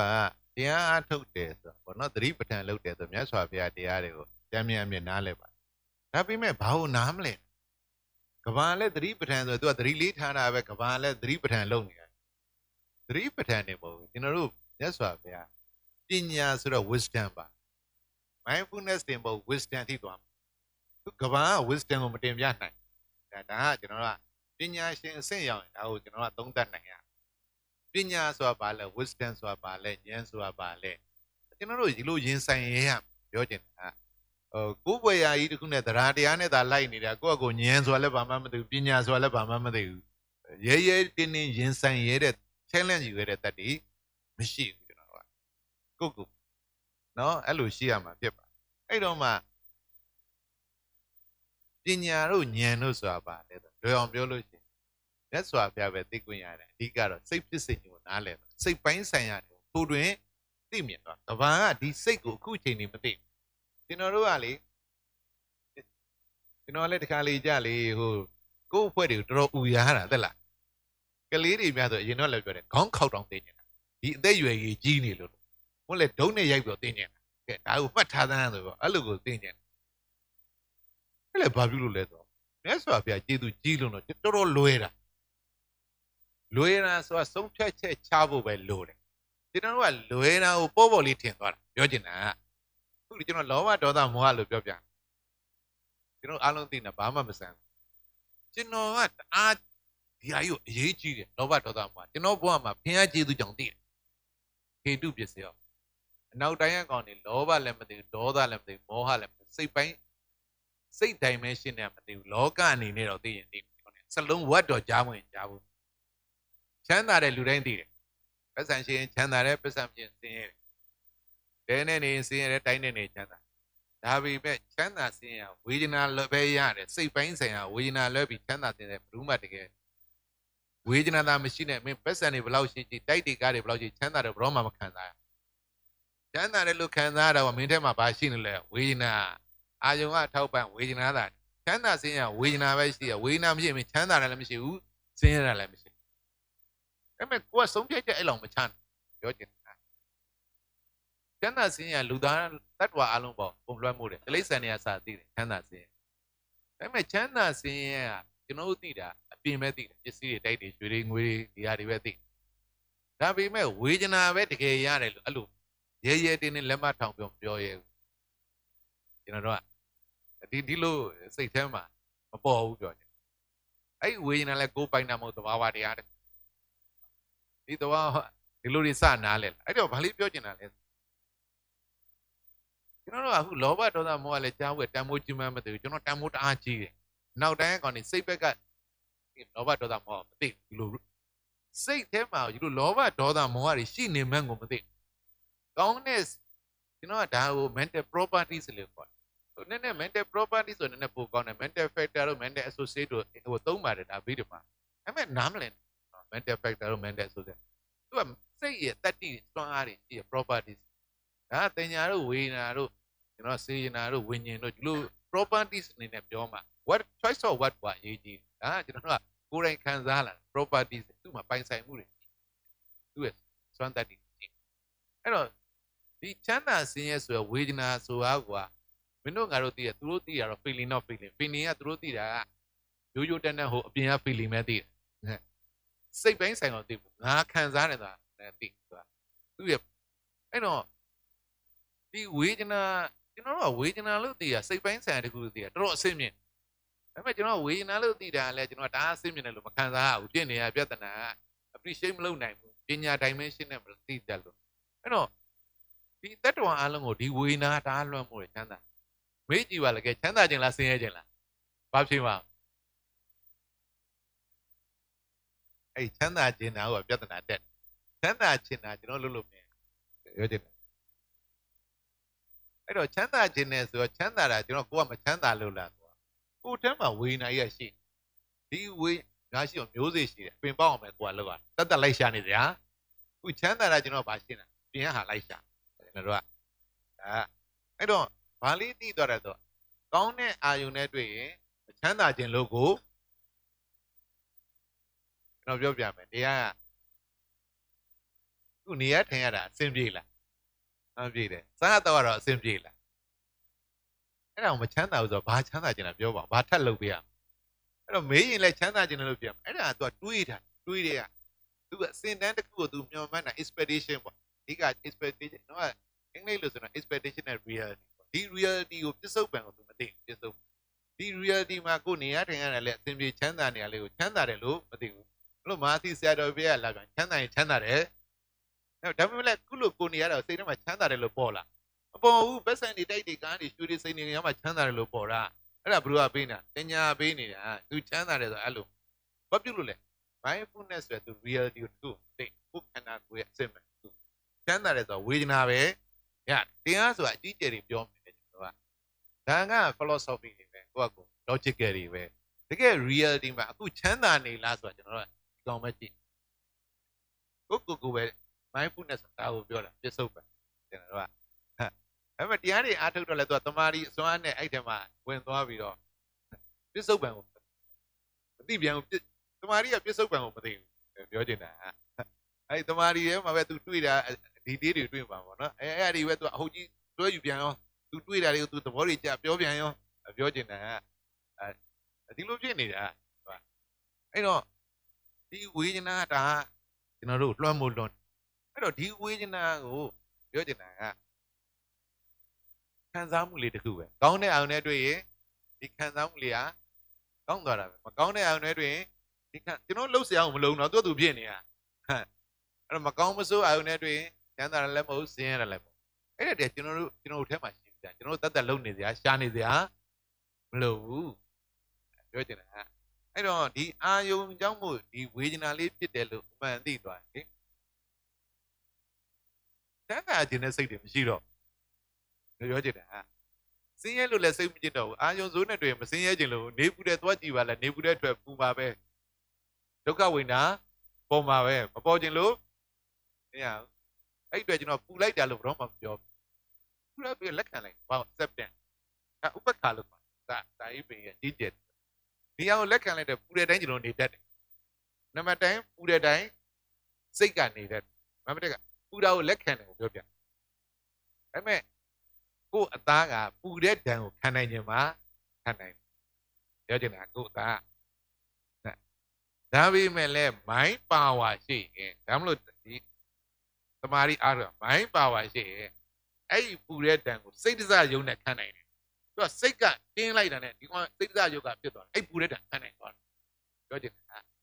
စိတ်ကြောင့်စိတ်တစားယုံစိတ်ဆိုသမာဓိနဲ့သူကကိုယ်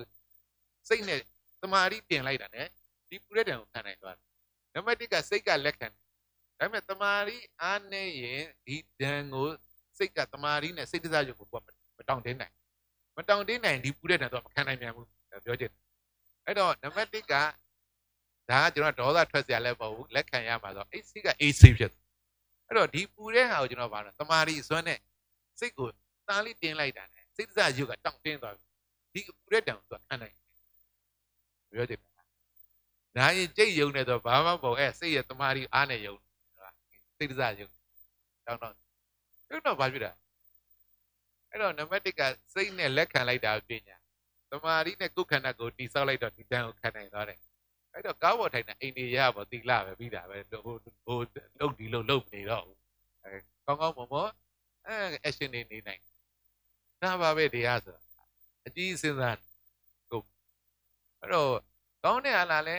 ကောင်းတယ်လို့လေကိုက enjoy လုပ်လိုက်မကောင်းတာလားရင် enhance လုပ်လိုက်ပြောချင်တာ enjoy နဲ့ enhance ဒါပဲရှိတယ်တရားလုပ်နေတာအများကြီးမရှိဘူးကျွန်တော်ကအဲ့တော့နံပါတ်1ကအဲ့လိုတွေဖြစ်လာရင်နံပါတ်1ကကိုတည်ငြိမ်လာတယ် calmness ရ calm ငြိမ်သက်စိတ်ထဲမှာလည်းရှင်းလင်းငြိမ်ယုံနေမို့ clarity ရ clarity ရကိုလည်းယုံကြည်မှုပြည့်ရတယ် confidence ရပြောချင်တာ confidence ရပြီနဲ့ဒီတိုင်းနေဘူးသူတို့က consciousness ကလည်း ready ပဲအဲ့တော့ conscious ကလည်းဖြစ်ပြောချင်တာအဲ့တော့ကျွန်တော်က calm လည်းဖြစ်တယ် clarity လည်းရတယ် confidence လည်းရှိတယ် conscious လည်းဖြစ်တယ်နော်ကိုယ့်ရဲ့ benefit တွေရပြောပြရဟုတ်လားအဲ့တော့ဟိုတရားဆိုတာဒီဝေဒနာလေးသိလိုက်တာဘလို့အသိဉာဏ်တွေဖြစ်တယ်ဒါအာရမဏပစ္စည်းအာယုံရှိရင်အဲ့တော့ကျွန်တော်အရင်တော့ပြောတယ်မျိုးသမီးတယောက်ရှိရဲ့သင်္ဘောသားနဲ့ယူသင်္ဘောသားကြောပဲဝေဒနာရှိရဲ့အာယုံကောင်းတဲ့တွင်ဒုက္ခဝေဒနာပဲကျွန်တော်ဒီထဲမှာဝေဒနာတော့တစ်ခုတည်းပဲအာယုံကောင်းတဲ့တွင်ဒုက္ခဝေဒနာအာယုံမကောင်းတဲ့တွင်နာမည်ပဲပြောင်းသွားတာမျိုးသမီးတယောက်ရှိရဲ့အင်ဂျင်နီယာနဲ့ရရင်အင်ဂျင်နီယာကြောသင်္ဘောသားနဲ့ရရင်သင်္ဘောသားကြောဆရာဝန်တရားရင်ဆရာဝန်ကြောပဲမျိုးသမီးကတော့သူပေါင်းတဲ့အာယုယောက်ျားပေါ်မှာမူတည်ပြီးနာမည်တွေပြောင်းနေတယ်လို့ပဲကျွန်တော်တို့ဝေဒနာတစ်ခုတည်းပဲအာယုံကောင်းတဲ့တွေ့ရင်ဒုက္ခအာယုံစိုးတဲ့တွေ့ရင်ဒုက္ခမကောင်းဆိုးအောင်တဲ့တွေ့ရင်ဒုက္ခပြီးတာပဲအဲ့ဒီအတွက်ကျွန်တော်တို့အမှန်သိတဲ့အတွက်ဒီပေါ်မှာလက်ခံနိုင်တဲ့ဘာလာပြောချင်တာလက်ခံနိုင်တဲ့အဲ့လက်ခံနိုင်တာကိုလည်းကိုယ်ကတိဆောက်နိုင်တဲ့ကိုယ့်ရဲ့သိတဲ့သမာဓိနဲ့အဲ့လိုတိဆောက်နိုင်တဲ့အတွက်ကိုယ့်ရဲ့ action တွေကဘွားထဲမှာကောင်းကောင်းပေါ့ သီလသမารီပညာပဲဘဝမှာကျွန်တော်တို့ကလက်တွေ့ကြတာပဲဘဝနော်ဒါကြောင့်မလို့ဒီအာရမဏပစ္စယောအာယုံရှိမှစိတ်ဖြစ်တယ်အာယုံရှိမှပဲဝေဒနာဖြစ်တယ်အာယုံရှိမှပဲတညာဖြစ်တယ်အာယုံရှိမှပဲစေနာဖြစ်တယ်အာယုံရှိမှပဲဝိညာဉ်တွေဖြစ်နေတာအာယုံတွေကရုပ်တွေပေါ့ပြောချင်တာဒီဘက်ကဝိညာဉ်တဲ့နာတယ်ဘောရခန္ဓာ၅ပါးအလုပ်လုပ်ဒါလေးပဲနော်ဟုတ်ပါအဲ့တော့ဆက်ဖက်ကြအောင်အာယုံနဲ့တညာ အာယုန်နှင့်တင်ညာစပွဲပေါ်တွင်ရေနွေးဓာတ်ဘူးတစ်လုံးတင်ထားလျင်ဓာတ်ဘူးဘယ်မှာလဲဟုမေးလျင်စပွဲပေါ်ကဓာတ်ဘူးကိုသာလက်ညှိုးထိုးပြတ်တတ်ကြပါသည်ထိုအရာဝတ္ထုကဓာတ်ဘူးလို့ပြောသလားလို့မေးလျင်မပြောပါဘယ်လိုသိလဲဟုမေးပါကမိမိဘက်ကတညာဖြင့်မှတ်ထားသောကြောင့်မိမိစိတ်ဖက်မှာဓာတ်ဘူးတညာပေါ်ခြင်းဖြစ်သည်ထို့ကြောင့်စပွဲပေါ်ကအရာဝတ္ထုကအာယုန်အနေဖြင့်ကျေးဇူးပြုပြီးမိမိစိတ်ဖက်မှာတညာပေါ်သွားသောကြောင့်သာသိရခြင်းဖြစ်ပါသည်အဲ့တော့ဗာလေးပြောချင်တာတော့ကျမ်းသာစင်ကအပြင်မှာမရှိဘူးကိုယ်ထဲမှာပဲရှိတာအခုအပြင်ရောက်နေလို့အခုကကျွန်တော်အာရမဏပစ္စယောဒီဘက်ကိုစိတ်ဘက်ကိုကြည့်ဖို့သင်နေတာကျွန်တော်တို့ကစိတ်ဘက်ကိုမကြည့်တတ်လို့ကျွန်တော်တို့ကနော်အခုကျွန်တော်တို့ဘရူရီဘဝတွေလို့သိတာအပြင်မှာပဲရောက်နော်ကိုရှိမှအခုရေဘူးတွေရှိရေဘူးဘယ်မှာလဲလို့မေးကြည့်ပါလားအဲ့ဒီဟာပဲတော်တော်အဲ့ပဲကျွန်တော်မေးတယ်သူကရေဘူးလို့ပြောလားမပြောဘူးဘလို့သိလဲကိုတည်းကမှတ်ထားတယ်တညာအဲ့တော့ရေဘူးလို့ပေါ်တာကိုးဘက်မှာပေါ်တာတညာပေါ်တယ်ဒါပေမဲ့ကျွန်တော်ကိုးဘက်မှာတညာရေဘူးလို့ပေါ်နေရလို့မသိဘဲနဲ့ဘယ်ရောက်သွားတာအပြင်ရောက်ဒါပဲကျွန်တော်ဒီအပြင်းကြီးပဲမဲနေကြတာပဲအကုန်လုံးအဲ့တော့ခွေးလိုပဲခဲနောက်ပဲအမြဲလိုက်တာဒီဘွားကိုမတက်နိုင်ဘူးဖြစ်တယ်ဟုတ်လားဒီစိတ်ဘက်ကိုဝိပဿနာဆိုစိတ်ရှုတာပြောချင်တာအတွင်းဘက်ရှုရတာကျွန်တော်ကဟိုအဓိကဘာကြီးဖြစ်တယ်လဲဆိုတော့ခဏပြောချင်တာကကျွန်တော်တို့ဒီ turning point တခုကိုဒီစိတ်ဘက်ကိုမကြည့်နိုင်သေးမြတ်စွာဘုရားသင်ပေးတဲ့ဝိပဿနာပညာအလန့်ဝေးနေဦးမှာပဲကျွန်တော်တို့ကအာယုံပဲမဲနေဦးမှာပဲကျွန်တော်တို့ရာအားလုံးကနော်ဒါကြောင့်မလို့ကျွန်တော်ကဒီတညာလေးကိုသင်ပေးတာနော်ပြောချင်တာကဒီကိုယ်ထဲမှာတညာအဲ့တော့ကျွန်တော်ပြောတယ်ကိုယ်မှာတွေးဘူးလား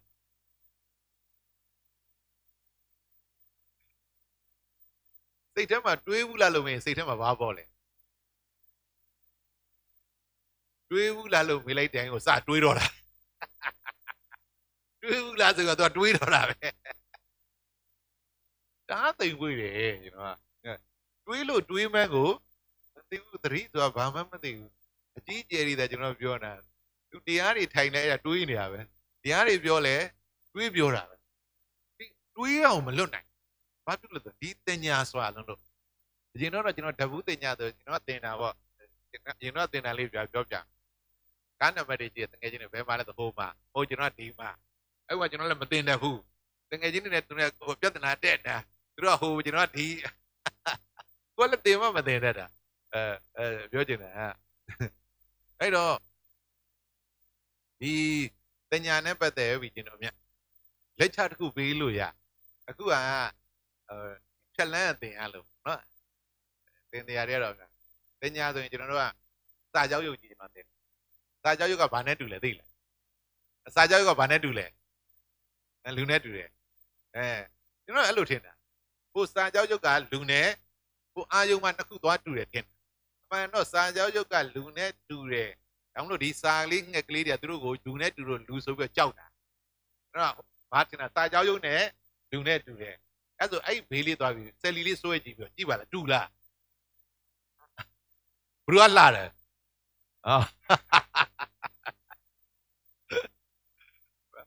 စာကြောက်ရုပ်နဲ့တူတယ်ဆိုဘယ်သူမှခံနိုင်မှာမဟုတ်သွားပြောကြတာစာကြောက်ရုပ်နဲ့ဆိုအတူတူပဲလို့ပြော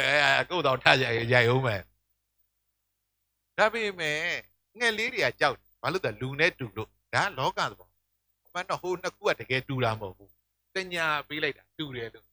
တူတာကျွန်တော်ဟိုဘက်ကိုအမြဲတမ်းသွားစဉ်းစားတူတယ်ဟိုဘက်ကတူတာမဟုတ်ဘူးကတူတာတညာကပေးလိုက်တာတူတယ်လို့ပေးလိုက်ကျွန်တော်ဗာလေအဲ့ဒါတွေအများကြီးသင်ခဲ့ရတယ်လူတွေတဲ့ကိုမရောက်ဘူးလူတွေကဒါကိုတရားလို့မထင်ဘူးသူကပြောချင်တာကတရားလို့ကိုမထင်ဘူးပြောချင်တာဒီစိတ်ဘက်ကိုကြည်နည်းတွေကျွန်တော်အများကြီးသင်ခဲ့တာပေါ့နော်ပြောချင်တာစိတ်ဘက်ကို ကြည်နီးတွေကျွန်တော်အများကြီးတင်ပြောချင်ခုတော့တင်ညာရဲ့လွှမ်းမိုးမှုကျွန်တော်အခုခံနေရတယ်ဆိုအများကြီးတင်တယ်ဒီတင်ညာနဲ့ပတ်သက်ပိုးဖလန်မျိုးဘာဖြစ်လို့တိုးတာမိကိုလှတယ်ထင်တာဟုတ်ဘ누구ကပေးတာတင်ညာသူတင်ညာလဲပေးလိုက်ရောမိကိုလှတယ်လဲထင်တော့အဲ့မိရဲ့ဝင်တိုးတာပဲအဲ့တော့ကိုနဲ့ပိုးဖလန်နဲ့တူလားမတူဘူးလားမတူအောင်အတောင်မှမပါပဲနဲ့အဲ့တော့ဘလို့တူတာလဲဆိုရင်ဥမာတန်လျက်ကိုရေထင်းတို့စာရီကပေးတာပေါ့တင်ညာတွေပါကြီးပေါ့အဲ့ဒါစာပဲဖြစ်လက်တွေ့ပါကြကျွန်တော်ပြောပြကျွန်တော်ကအထင်ရှားဆုံးကနော်ဥပမာလေးပြဘာနဲ့တူတယ်တကြံပေါ့တကြံလို့ကြားလိုက်တယ်လူကပျော်လဲခြင်းနေအဲ့တော့တကြံကြရင်နေပူတဲ့ကားတွေကအမိုးတွေဖွင့်အဲ့ပေါ်မှာတက်တွေရက်နေပူတဲ့လေပိုက်တယ်နဲ့ထိုးခွက်တယ်လည်းခုတ်အဲ့ဒါရေခဲရလည်းပဲ့မတော့မတော့ပြောနေဘာပြုလို့လဲဆိုတကြံကပျော်စရာလို့ဘယ်လိုပေးတာတညာတကြံလို့တညာပေးလိုက်နေတော့ပျော်စရာလို့ပြောချင်တာတညာရှက်နဲ့ဝေနာလာတာပြောချင်တာစာလို့ဖြစ်နေလို့အဲ့တွေ့ကြမ်းမဟုတ်ပဲနဲ့လေနေဘူးကြီးရဲ့ကားပေါ်တက်ပြလို့တက်ကြမှာလားမလေးအရေးထဲဝင်တော့အဲကောင်မဖွင့်သေးဘူးလားပူလာပြီလားဟုတ်မှာအောက်တာကားထဲမှာတော့မှဒီလောက်နေဘူးတဲ့ကိုဘ누구ကတက်ဆိုတက်မလားအဲ့မဲ့ကြမ်းဆိုမှပြောပြည့်တယ်မှာသူကလဲချင်တာအဲ့တော့ဒီတညာကကျွန်တော်တို့ကိုဒီလိုဘဝကြီးကိုဒုက္ခပေးနေတာပါလားလို့ပိုးပလန်မျိုးလိုပဲအတူတူပဲကျွန်တော်တို့ဘဝတွေဒါဥပမာအထင်ရှားဆုံးပါဒီကတော့ကျွန်တော်အဲ့လိုလေးပြောဦးတယ်ကျွန်တော်ကချောင်းသားတို့ငွေဆောင်တို့လို့ပြောလိုက်တယ်တညာပါပြောစရာကြီးဘီဟိုလဲတော့ရွာဖွားရငငယ်တဲ့တစ်သက်လုံးနေလိုက်တာဘာလာလို့တာလဲတဲ့ဒါကြီးကပြင်းစရာကြီးတဲ့ဘာလို့ရေနဲ့ထက်မနဲ့ရေနဲ့အုပ်မနဲ့သဲပဲရှိတာဘာလာလို့ကြတာလဲတဲ့ဟာကျွန်တော်တို့ပြောစရာလို့ယူလိုက်တဲ့အမလီဟိုမလန်းလျှောက်ရတာပြူရတာရေတဲ့ဆင်ကြတာဒါနဲ့ကျွန်တော်တငယ်ချင်းတွေတိသွားတယ်ဘာလို့လဲကျောင်းသွားမနေငါသဲတွေခင်းပဲမင်းအဲ့က beach ပဲလေနေမှလားဟာလို့မနေညမအောင်လေအခုလည်းရေကငန်တာပဲလို့ငါရေတဲ့စားခတ်ပြီးမင်းစိတ်ကြောစားနေငန်တဲ့ကြီးတဲ့အမဟိုကျပင်လေဖြစ်သွားတာပင်လေလို့ပြလိုက်တော့ဒီလိုအမျိုးဖြစ်လာဟာဒီတင်ညာကျွန်တော်တို့တော်တော်လှည့်စားတာပြောချင်တာဆရာရဲ့ဒါကြောင့်မလို့ပေါ့ငငယ်တုန်းကတင်ညာကြောင့်ပေါင်းနေရတာပေါ့ဆရာရဲ့ကြီးမှတော့ပဲအန်းအောင်ပေးလိုက်ချင်သေးတယ်အမဒါလာပြီငငယ်တော့လှတယ်ပြုတ်တယ်ဆိုသဘောကြီးကြရရောရတင်ညာပေးလိုက်တာဟုတ်အကုန်တူတူပဲလို့ပြောတာပြောချင်တာကဒီဟာတွေကကျွန်တော်တို့ဘဝတွေတင်ညာတွေဟာဒါကပြောချင်တာဒါကကျွန်တော်တင်ညာနဲ့ပတ်သက်ပြီးအများကြီးပြောခဲ့ကျွန်တော်တင်ညာပြောတာကအစင်းစင်းနေကျွန်တော်ပြောခဲ့တာအခုနောက်ပိုင်းဘာပြောလဲသိလားဒါတခုကိုဒါပြောအခုနောက်ပိုင်းဟုတ်တယ်ဒါဝင် theory မြောက်ကနေလူစင်းသက်လာ evolution ဒါတော်တော်ဟုတ်တယ်မှန်နိုင်တယ်မှန်တယ်ဆိုတော့သူ့ဟာကိုလက်ခံတာပေါ့ကိုယ့်ဘက်ကအမြင်တစ်ခုရဘာလို့လဲတော့မြောက်ဘဝလိမ့်ဆန်နေကြည့်ရင်လို့မြောက်ကလို့တင်ညာမှာဒီကောင်တော်တော် develop ဖြစ်လာဘာလို့တော်တော်အတူခိုးတာလူတွေတဲကိုကျွန်တော်လိုက်အတူခိုးနိုင်အဲ့ဒါဘ누구အတူခိုးတာတင်ညာဒီလိုမြင်လာတာတင်ညာကမြောက်မှာ evolution တော်တော်တက်တယ်နဲ့လိမ့်ဆန်နေတဲ့ဆိုင်မြောက်ကတော်တော်အတူခိုးနိုင်လူလေးလမ်းလျှောက်နိုင်တယ်နော်ပလင်းနဲ့မော့တော့ကြီးသူကလည်းလိုက်မော့တော့တာဒီကောင်ကအကုန်လုတ်တယ်လူတွေလုတ်သမျှအကုန်လိုက်လုတ်တယ်ဒီကောင်ကအဲ့ဒါပေါ့တင်ညာတော်တော်ဟုတ်တယ်တို့လူတွေကလည်းအခုပြန်ကြည့်ကျွန်တော်ကလည်းလိုက်အတူခိုးခဲ့ရတာငငယ်တွေကဘလို့လုတ်တဲ့ဘာလို့မြင်တာတွေလိုက်အတူခိုးကြားတာတွေလိုက်အတူခိုးပြီးတော့လုတ်လာတဲ့အတွက်ကျွန်တော်မြောက်တင်ညာနဲ့ဆိုင်လူတင်ညာတော်တော် level တစ်ခု peak level တစ်ခုရောက်တယ်ကျွန်တော်လူရဲ့တင်ညာ development တွေမြောက်ကနေစဉ်းသက်လာဖြစ်နိုင်တယ်မြောက်မှာတင်ညာတော်တော် develop ဖြစ်နေအဲ့တော့လူလည်းဖြစ်တော့ကျွန်တော်စကားတွေပြောတတ်တယ်စားတွေသင်လို့ရတယ်အကုန်ကျွန်တော်တော်တော်လုံးနိုင်တင်ညာကဘာဖြစ်တော့ peak level ရောက်တဲ့ကျွန်တော်တင်ညာလို့ပဲမီးကထိန်းနိုင်ရင်သုံးကြပြီနဲ့မီးကိုမထိန်းနိုင်ဘူးဆိုကျွန်တော်တို့အကုန်လောင်သွားတာသူတင်ညာလည်း peak level ရောက်တော့ကျွန်တော်ထိန်းလို့မရတော့အဲ့တော့တင်ညာတွေကကျွန်တော်တို့ဘာဖြစ် over thinking နေဖြစ်တို့မှာဒုက္ခရောက်မတွေးချင်လို့ကိုမရဘူးထိန်းမနိုင်သိမ့်မနိုင်ဖြစ်သွားတယ်အဲ့တော့တင်ညာကကျွန်တော်တို့ဘာဖြစ်သွားလဲ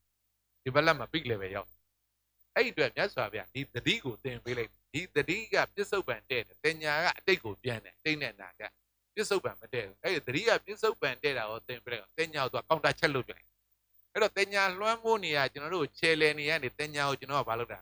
ကောင်တာချက်လဲလို့ကျွန်တော်တို့အခြေလည်ခံတော့သူ့ကိုသုံးယုံပဲသုံးတော့ကျွန်တော်တို့ကမီးကိုသုံးယုံပဲသုံးတယ်လို့ပဲ နိုင်နိုင်နေနဲ့သူ့ကို control လုပ်လို့ရတော့လည်းမိကို control လုပ်ရရင်အသုံးဝင်တာပဲပြောချင်တာသူတင်ညာကိုကျွန်တော်ကနိုင်နိုင်နေနဲ့သတိနဲ့ control လုပ်ပြီး live ကိုအသုံးချတယ်အရင်တော့တင်ညာကျွန်တော်ကို use လုပ်တင်ညာကျွန်တော်ကိုလွှမ်းတယ်ခုတင်ညာတင်ညာကိုကျွန်တော်ဘာလို့ use ပြန်လုပ်ပြောချင်တယ်ကျွန်တော်ကတင်ညာရဲ့ကျွန်သူတင်ညာရဲ့ master ဖြစ်သွားဒါဆိုကျွန်တော်ကတော်တော်လေးသဘောပေါက်လူတွေလို့ပြောချင်တာဟိုနိဗ္ဗာန်နေပါလေခဏထားကျွန်တော်တို့ကညအိမ်မပြောတဲ့ညာများဆိုအတွေးနှိမ့်ဆက်တာကျွန်တော်တို့ပြောချင်တာအဲ့တော့မှဒီတင်ညာကိုကျွန်တော်ကောင်းကောင်းနောက် level 2နဲ့တင်တက်လာပြောချင်တာအဲ့တော့တင်ညာတင်စရာတွေအများကြီးပဲတင်ညာအဲ့တော့ကျွန်တော်တို့ကသူ့တင်ညာတအားလွှမ်းမှုသွားအတွေးကတအားစိတ်ညစ်တဲ့အတွက်ကျွန်တော်ပါတော့ရက်ကိုတောက်တယ်ဟာလာပြန်ပေါ့ရက်တောက်တာစိတ်ညစ်လို့တောက်တာဆိုတာတိလိษံနေမှာတင်ညာမကောင်းတော့မတွေးတတ်ဘူးတွေးတတ်တဲ့အတွက်အိပ်ပြမပြောတဲ့ညာများဆိုတာမရှိဘူးလက်ပြန်အတွက်လည်းမပူစားစရာလည်းမပူသူကအေးစစ်စစ်ပဲပြောချင်တာကျွန်တော်တို့ဒီ discovery ရွာကြီးကြည့်ရင်ဒီသားကောင်လေးတွေကိုရှင်သေးတွေကြားတွေက light သူကစားတဲ့အချိန်ပဲသူကကြောက်တန်တဲ့အချိန်ကတင်ညာမလို့သူစားတယ်သူကမကြောက်ဘူးအဲ့ဒါကြောက်သွားသူ့ကို light မှတော့ပေးတာတဲ့သူကတင်ညာကဒီကောင်လေးကိုကြောက်စရာလို့တော့တိုင်းမှတ်မထားဘူးပြောချင်တာအဲ့တော့ကျွန်တော်ကတင်ညာကတော့ခုတော့မပြောနဲ့တရေဆိုတာနဲ့ကြောက်နေကျွန်တော်တင်ညာတော်တော်ကောင်းတာဘယ်မှမသိသေးကြောက်နေဘူးတင်ညာရဲ့လွှမ်းမိုးမှုဒါဖြစ်သွားပြီအဲ့တော့ကျွန်တော်ကဒီတင်ညာရဲ့လွှမ်းမိုးမှုအတွေးတွေကိုကျွန်တော်ရော့ကျွန်တော်မလုပ်ရတာကလိษံ level ကိုဆင်းရတာရက်တော့ပြန်လိုက်စဉ်းစားတော့ငွေရစေးတွေသုံးလိုက်တာအဲ့စေးတွေသုံးလိုက်ဟာသဘောပေါက်ဒီလိုတဲ့ intellect ကိုကျွန်တော်ဆင်းချလိုက်တယ်ကလိษံ level ကိုဆင်းလိုက်တယ်ကျွန်တော်တို့လူတွေကတင်ညာလွှမ်းလို့တော့အဲ့တော့မှကျွန်တော်ပျော်သွားတာမစဉ်းစားတော့ငွေရစေးတွေသုံးတယ်ဘဝမှာပူစရာတွေဘယ်ရောက်တော့မှမသိတော့ဘူးအိတ်စေးတွေတော့အိတ်ပျော်သွားတယ်ကျွန်တော်နည်းနည်းသိသွားတာအိတ်ပျော်လို့ကောင်းတာမဟုတ်ဘူးမတွေးလို့ကောင်းတာအဲ့တော့ဘုရားရဲတော့ကြပြစ္ဆုတ်ပံလဲတဲ့ရောတွေးစရာမလိုတော့ပြစ္ဆုတ်ပံလဲတဲ့တွေးစရာမလိုတော့အတွေးလွတ်သွားလေချမ်းသာလေဒီလိုပြည့်လာအတွေးစိတ်ထဲမှာများလေစင်းရဲလေအဲ့တော့ကိုတော်တော်တွေးခေါ်တတ်တဲ့လူရဲ့အဲ့ကောင်တော်တော်စင်းရဲတဲ့လူကိုသိတာအဲ့တော့မှပြစ္ဆုတ်ပံတဲတဲ့မြတ်စွာဘုရားဘာလို့သိတာဆိုပြစ္ဆုတ်ပံတဲတဲ့တွေးစရာမလိုတော့အဲ့မှာကျွန်တော်စတယ်ဝင်လေထွက်လေမှကျွန်တော်မတွေးလို့စတယ်အဲ့တော့ဝင်လေထွက်လေမှလို့မတွေးလို့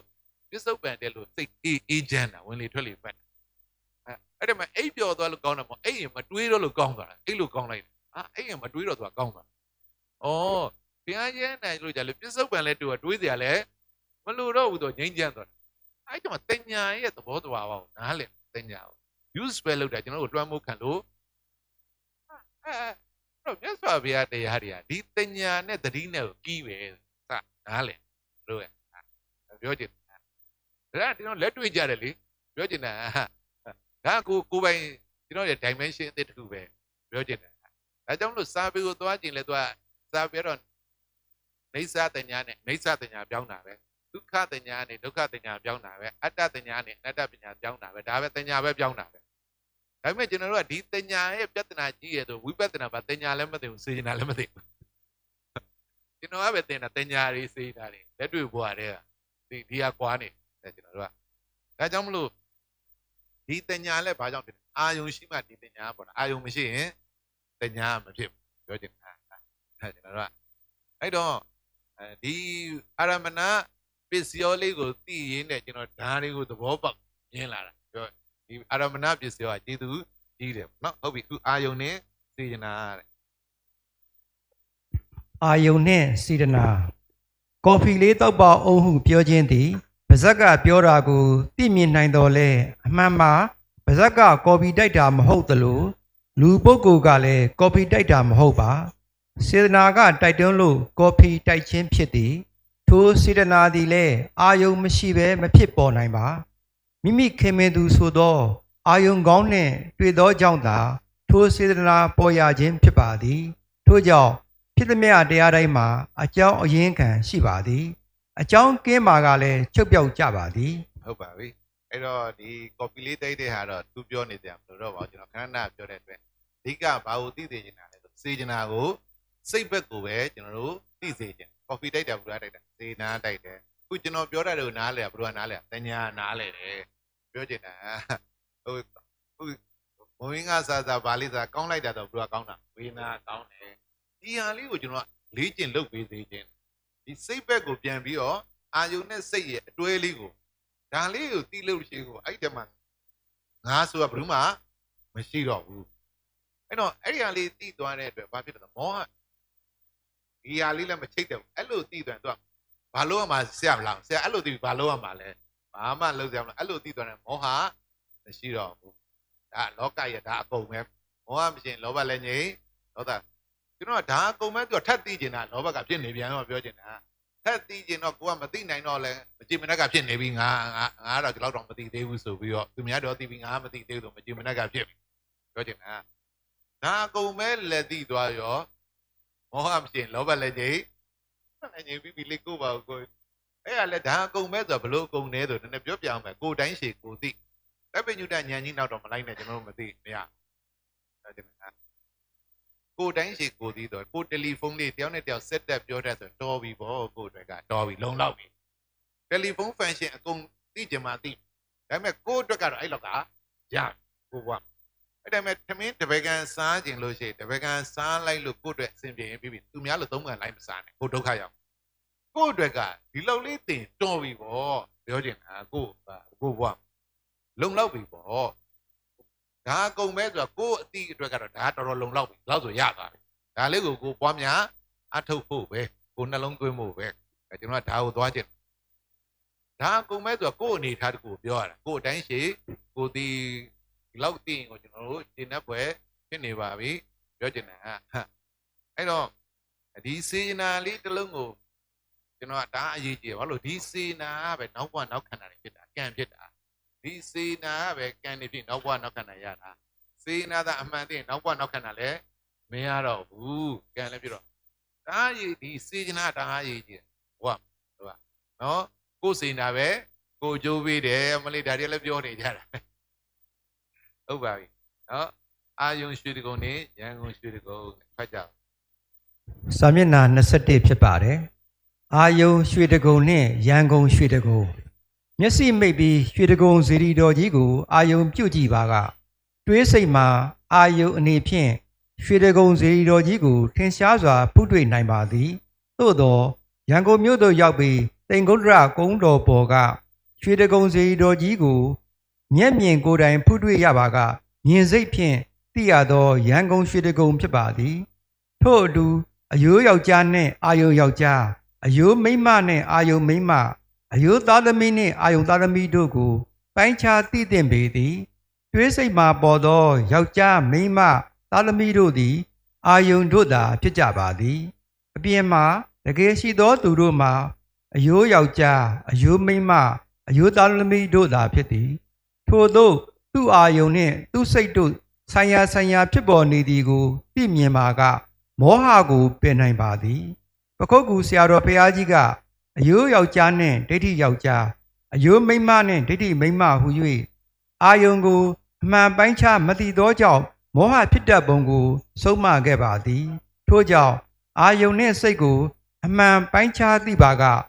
အာယုံကိုသိမကန့်ညိလွတ်ဤတန်တရားဟုအာယုံကိုအမှန်သိလိုက်တာနှင့်လောဘတဏှာကိုပယ်ပြီးတန်တရားလွတ်ရာနိဗ္ဗာန်ဆက်ရောက်ပုံကိုဆရာတော်ဘုရားကြီးကဆက်ဆူသွားခဲ့ပါသည်ဟုတ်ပါပြီကျွန်တော်အဲ့အလေးလဲပြင်ပြခဲ့ဦးတယ်အဓိကတော့ဒီအာယုံနဲ့စိတ်ကိုသဘောပေါက်အောင်ကျွန်တော်တို့ကအဲ့ဒါကလည်းဒီလိုပါကျွန်တော်ဘဝဖြတ်တန်းခဲ့တဲ့အခါမှာကျွန်တော်အဖေကတတ္တတရားတအားကောင်းတရားတအားကောင်းတယ်ဆိုတာကဘုရားရှိခိုးလဲအတန်ဩဇာလဲကောင်းဘုရားကိုလည်းတအားကြည်ညို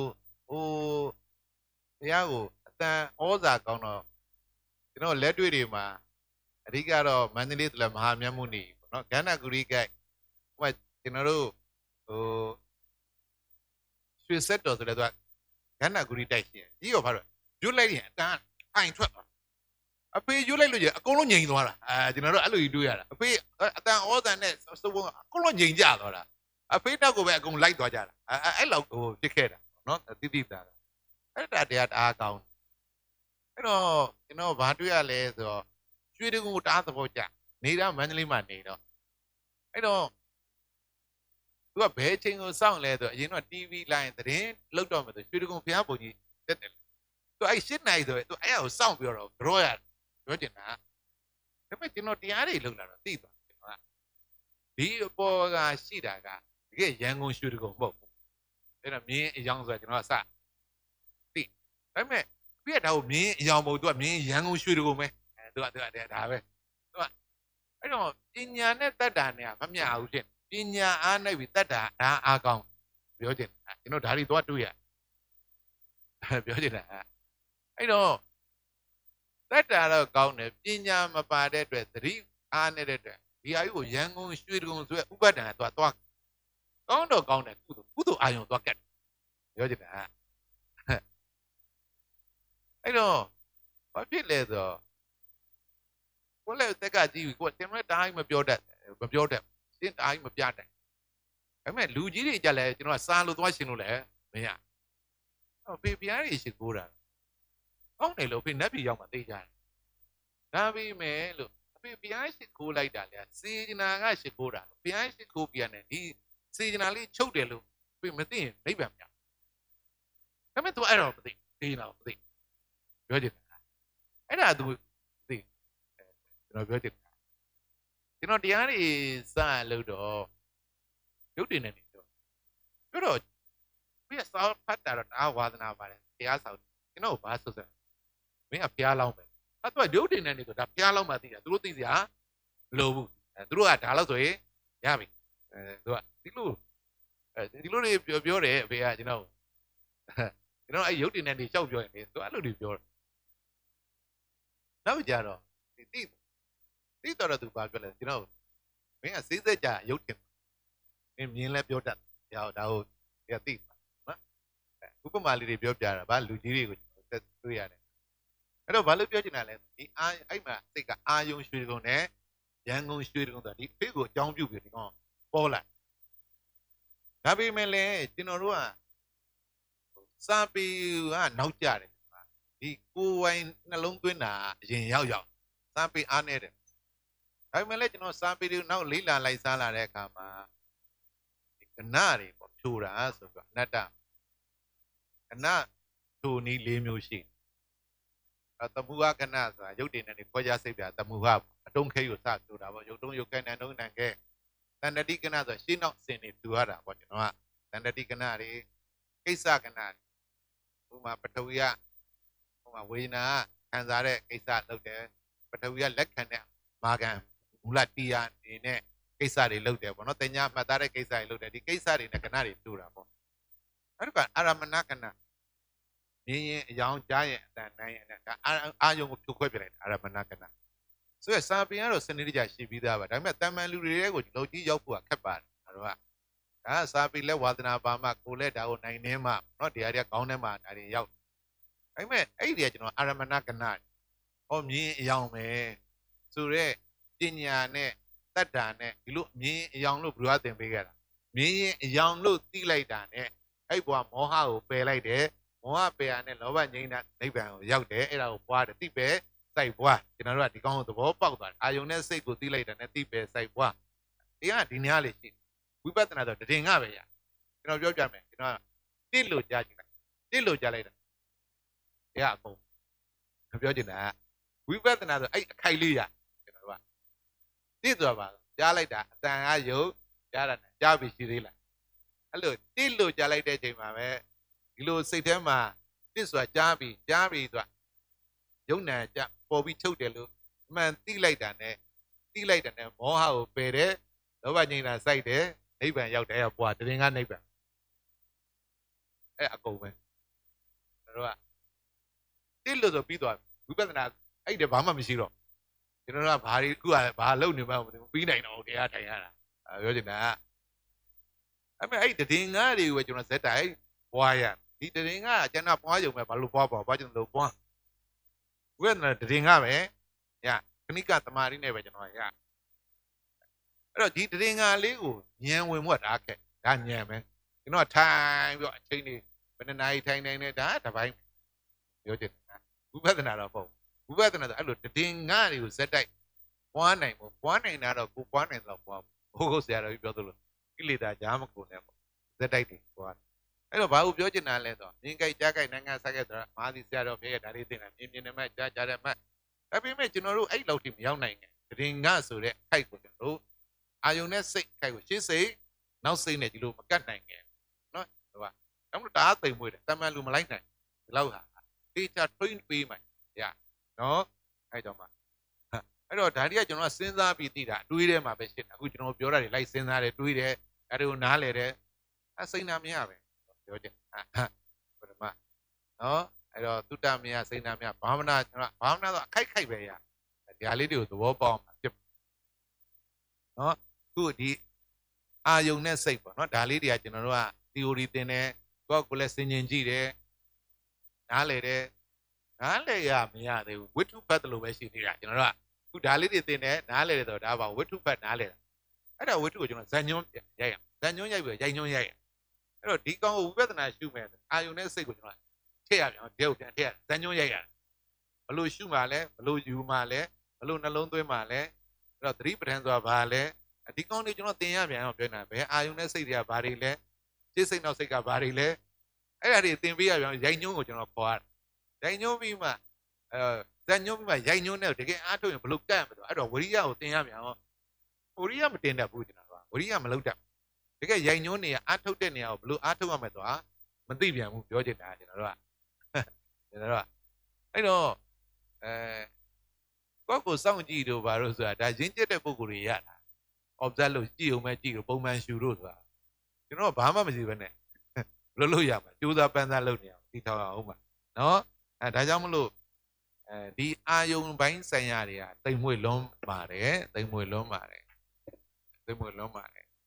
ကြမ်းမြင်အဖြစ်ကျွန်တော်ကသမုဒိနဲ့ပရမတ်ကရောသွားတတ်ပါဒါလေးကလည်းကျွန်တော်ကဒါကြုံလို့ပြောတာပရိစ္ဆသမုပ္ပါဝိညာဉ်နဲ့ယုတ်နာမယူပပစ္စယသလာယနာဆိုတဲ့နေရာရှိနာမယူပပစ္စယသလာယနာနာယုတ်တွေပေါ်လို့မျက်စိနာနာရှားကိုမနှောတွေဖြစ်တယ်ဆိုရင်နာယုတ်ကြောင့်မျက်စိရနှာခေါင်းတွေရှားတွေကိုယ်မျက်စိရနားတွေနှာခေါင်းတွေရှားတွေကိုယ်လည်းပြောလိုက်တော့ဒီမျက်စိနှာခေါင်းတွေရောက်သွားပြီးသွားပြီအဲ့ဒီဇလန့်ပြုတ်သွားဘာဖြစ်လို့လဲသလာယနာဆိုအဲ့လိုပြောတာမြင်နဲ့နာယုတ်ပေါ်တဲ့နာယုတ်မြင်နဲ့နာယုတ်ပေါ်တဲ့နေရာလေးကိုပြောတာအဲ့ဒါကိုပါခေါ်တာမျက်စိဒီမျက်လုံးကြီးပြောတာကြားတဲ့နာယုတ်ပေါ်တဲ့နေရာပါဒါနာမယူပါနာယုတ်ပေါ်မှာမျက်စိမြင်တဲ့နာယုတ်ပေါ်မှာမျက်စိကြားတဲ့နာယုတ်ပေါ်မှာနာနဲ့နာယုတ်ပေါ်မှာနှာခေါင်းဒီပုံသဏ္ဍာန်ကြီးပြောနေတာပေါ့သူကမြင်လိုက်တဲ့နဲ့မျက်စိနာနာရှာကိုဆိုဒါကြီးဖြစ်သွားတယ်ပွဲပြီးတော့အဲ့ဒါဗုဒ္ဓပြဆိုလို့ချင်တာတော့မဟုတ်တော့ကျွန်တော်တို့ကပြောချင်ဒီလိုကိုကြီးဆိုင်ကိုကြီးကိုဒီလိုကြီးထင်ညာမဟုတ်ဘူးကြီးတဲ့နံရုပ်ပေါ်မှာကိုကအဲ့ကြီးတဲ့နံရုပ်တာလေကိုဖြစ်တာပြောချင်တာကျန်တာမျက်စိရဲ့မြင်တာအစင်းကြီးပဲဖြစ်နေတာအဲ့လိုပခုတ်ကူဆရာတော်ပြမြင်လိုက်လို့ကင်လိုက်ပါမြင်တာကိုမကင်ဘူးကျွန်တော်မြင်တာကိုပါထင်တာကင်လို့ရတယ်မြင်တာကအယောင်ပဲမြင်သွားကင်ရင်အယောင်ဘယ်တော့မှမတွေ့မာတာပဲတွေ့ဒီဝိညာဉ်ပိုင်းဆိုင်ရာတွေနာမယူပပစ္စယနာယုတ်ပေါ်တဲ့နေရာတွေကိုပဲအဲ့တော့အိမ်လုံးဆောက်တာအဲ့ခံတဲ့နေရာပါအဲ့ခံသမင်းစားတဲ့နေရာပါသမင်းစားခံဆက်တက်ပြုတ်တဲ့နေရာကိုမိဖို့ခံဒါမှဒီအိမ်ကြီးပဲဒီခန္ဓာကိုယ်ကြီးပဲမြင်တဲ့နာယုတ်လှုပ်တဲ့နေရာကိုမျက်စိကြားတဲ့နာယုတ်လှုပ်တဲ့နေရာမှာနာနဲ့နာယုတ်လှုပ်တဲ့နေရာမှာနှာခေါင်းဒါမှဒီခန္ဓာကိုယ်အိမ်ကြီးလိုပဲလှုပ်တဲ့နေရာကိုပဲမျက်စိနာနာကြားကိုယ်ဆိုနာမည်ပေးသွားတယ်အားလုံးကပါပထဝီတုံးကြီးဒါပေမဲ့ဓာတ်ကြီးလေးပါမှမရောက်အဲ့ဒါမြင်တဲ့နာယုတ်ပေါ်တဲ့နေရာလည်းမသိဘူးဘာမှလည်းမသိဘူးတို့ကအဲ့တော့အဲ့အရာမသိဘဲနဲ့သွားသလိုပဲအခုကျွန်တော်တို့ကအခုပြောရတာလေဒါလည်းကြုံလို့ပါအရေးဆိုတာဒီလိုသွားပြောလို့မရအောင်အရေးဆိုတာအာယုံနဲ့အရေးနဲ့တရားသိတယ်အရေးဆိုတာလူသိငါသိအရေးဒီအာယုံရဲ့သဘောမှနားမလဲပဲကျွန်တော်ကဒီမနောတော်နဲ့ဓမ္မယုံတောင်သိမှာပေါ့အဲ့တော့မျက်စိနဲ့ယူပါယုံနားနဲ့တတ္တယုံနှာခေါင်းနဲ့ကဏ္ဍယုံရှားနဲ့ရတာယုံခိနဲ့ဒီကိုယ်နဲ့ဖောရပါယုံမနောနဲ့ဓမ္မယုံအဲ့လိုတွေမသိဘဲနဲ့အရေးကျွန်တော်သွားလို့မရဘူးအဲ့ဒီကသူသိငါသိတွေဖြစ်ဘာမှဟုတ်ဘုရားပွင့်တဲ့ဟာတွေမဟုတ်တော့ပြောချင်တာဒါကြီးကိုအရေးဆိုတာဒါအရေးကြီးပါတယ်ဒီအာယုံပိုင်းဆိုင်ရာတွေကသိမ်လို့ပွေလွန်းပါတယ်ပြောချင်တာတအားတောင်သိမ်တယ်ကျွန်တော်ပြောပြလူရဒါလေးပေါ်လေးဒါကစကဲဇလန်းမှာကျွန်တော်မှဆရာကြီးရှိခဲ့ပါ ဆရာကြီးဆိုကျွန်တော်စေးပညာတွေသင်ပေးတဲ့ဆရာကြီးတွေပါဂုံရောအပြင်နဲ့တော်မြင့်ပါတယ်ဒါပေမဲ့အကျဲမှာတော့ကျွန်တော်ဘာလုပ်လဲကျွန်တော်တရားလုပ်တယ်လို့ပဲပြောလိုက်တငယ်ချင်းတွေတော့သူတို့ပဲဆရာဝန်တွေပေါ့ပဲဌာနမှာတွေဘာတွေဖြစ်နေလို့ပြောတယ်ကျွန်တော်ဘာမပြောကျွန်တော်တရားလုပ်တယ်ဆိုပြောလိုက်ဟုတ်ပြီလေမင်းတရားလုပ်တော့ဖြစ်ပြမြင်မလားတဲ့ဆရာကြီးရဲလို့ဖြစ်ပြဆရာတော့ဆရာပဲလေဆရာတင်ရတယ်ဖြစ်ပြကတော့ဆရာရဲဟိုထားပါတော့ဆရာအဲ့တော့ကျွန်တော်ရုပ်တင်နေတယ်ကျွန်တော်နည်းနည်းပြောပြပါလားဆရာရဲလို့ရုပ်ကိုလက်တွေ့ကြကြဘလို့သိလဲဆရာတင်ပြီးမေးလိုက်တင်ခိုင်းလိုက်စာလူတော့ဆရာရဲနားလဲပါအဲ့လိုစာပတ်ဒါပေမဲ့လက်တွေ့ကြကြကျွန်တော်ရုပ်ကိုသိတယ်အဲ့လိုဆရာဘလို့ကျွန်တော်ရုပ်ကိုသိနေဘာပြောမှမလို့မှမသိဖြစ်အဲ့တော့မှဆရာလက်လေးပေးပါကျွန်တော်လက်ကိုကျွန်တော်လက်နဲ့ထိလိုက်တော့မှအဲ့ဒါဘာလေးပေါ့ထိတဲ့ယုံနဲ့မာတာအဲ့တမှယုံလို့ပြောရင်မသိနေဘူးအာယုံနဲ့စိတ်ပဲရှိတယ်ဝိပဿနာဝิญဉ်ပေါ်မှာဒီကာယဝิญဉ်ပေါ်မှာရုပ်ကိုသိတယ်ကာယဝิญဉ်ပေါ်မှာမာတဲ့ပထဝီဘယ်တော့မှမသိဘူးမြင်ရင်အစိမ့်ပဲရှိတယ်ကြားရင်အတန်ပဲရုပ်ပြောချင်တာဒီမာတဲ့ sense ကကာယဝิญဉ်ထိမှပဲမာတာကိုသိဒါလက်တွေ့အဲ့မဲ့ဆရာတွေဖြစ်တဲ့အားမြင်မင်းလိုငါမသိဘူးချက်ချင်းနဲ့ဝင်အဲ့လိုမသိဘူးလက်တွေ့ကြပြောချင်တာရုပ်နဲ့ဆက်ရှိကြလို့ပါရွတ်သိတာပြောချင်ဒါပေမဲ့အဲ့ဒါကိုပြောချင်လက်တွေ့ကြဟုတ်လားဒီလိုကိုယ်နာယုတ်ပေါ်တဲ့နေရာမှာကိုထိတဲ့နာယုတ်ဝิญဉ်ပေါ်မှာအဲ့မလို့နာမယူပါပြစရာသလာဒီအရေးဆိုတာလဲအာရမဏကဏတွေထူရဒီလဲအရေးလုံးလုံးမရကျွန်တော်တို့ကဒီကဏတွေကိုနားမလဲပဲအတ္တလည်းအနတ္တလည်းမသိတော့ဒါတွေကိုဒီလိုသွားလို့တော့မရဘူးစနစ်တစ်ခုလိုပါတယ်ဒါလေးကဟိုကြုံလို့ပြောပြတာပါဟုတ်လားရင်တော့ဟုတ်လားအဲ့တော့ဒီအာယုံကိုသိဖို့ဒါခက်ပါတယ်အလွန်သိမ်မွေ့ပါအာယုံကိုနားလည်ဖို့ပါဟုတ်လားအဲ့တော့ဒီအာယုံကိုမြင်အစင်းဆိုတာမချင်းကတ်နိုင်ဒါခက်အစင်းဆိုတာချင်းကတ်တဲ့တော့ဘရောရောက်သွားမှာရှေးစိတ်နောက်စိတ်တကယ်ရောက်သွားမှာမြင်တာအယောင်မဲမြင်ရနွားတို့မြင်တာမဟုတ်ဘူးပြူတာမြင်ဒါတွေကိုမပြောပြတဲ့အရေးလို့သွားလို့မရအဲ့လိုပေါ့မျက်စိကမြင်တာတော့မှကော်ဖီလက်ဖေးမြင်လို့မရအယောင်မဲမြင်တယ်သူဘာမြင်ဒီလိုသိမှဒါမှ तू ကဒီအာယုံရဲ့သဘောကိုနားလဲဟုတ်ဟုတ်ကြီးနော်နေဘူးလို့ကြားတဲ့အရေးပဲတင်းနေတာဘယ်ရမလဲဒါကိုသတိထားမှာဖြစ်ပါနော်ဒါမလို့ဒီစိတ်နောက်စိတ်ကိုသိမှအာယုံကိုသိအာယုံနဲ့သိတာစိတ်အာယုံနဲ့စိတ်အာယုံကိုသိလိုက်တာနဲ့မှန်တယ်လိုက်တာမကန့်ကြီးအာယုံကိုသိအာယုံဘုရားသိသတိရသိအာယုံကိုအမှန်တိုင်းသတိရသိလိုက်တဲ့ချိန်မှာပဲအဲ့ဒီသတိကမောဟမရှိတော့သတိရှိရင်မောဟမရှိဘူးလောဘလည်းမရှိဘူးဒေါသလည်းသတိရှိလိုက်တဲ့နဲ့ဘယ်ရောက်လဲသိလားနိဗ္ဗာန်ရောက်တယ်သတိရှိလိုက်ရင်အဲ့ဒီသတိမှာလောဘဒေါသမောဟငြိမ့်တယ်လောဘဒေါသမောဟငြိမ့်ဘယ်ရောက်လဲနိဗ္ဗာန်ရောက်ပြောချင်တာ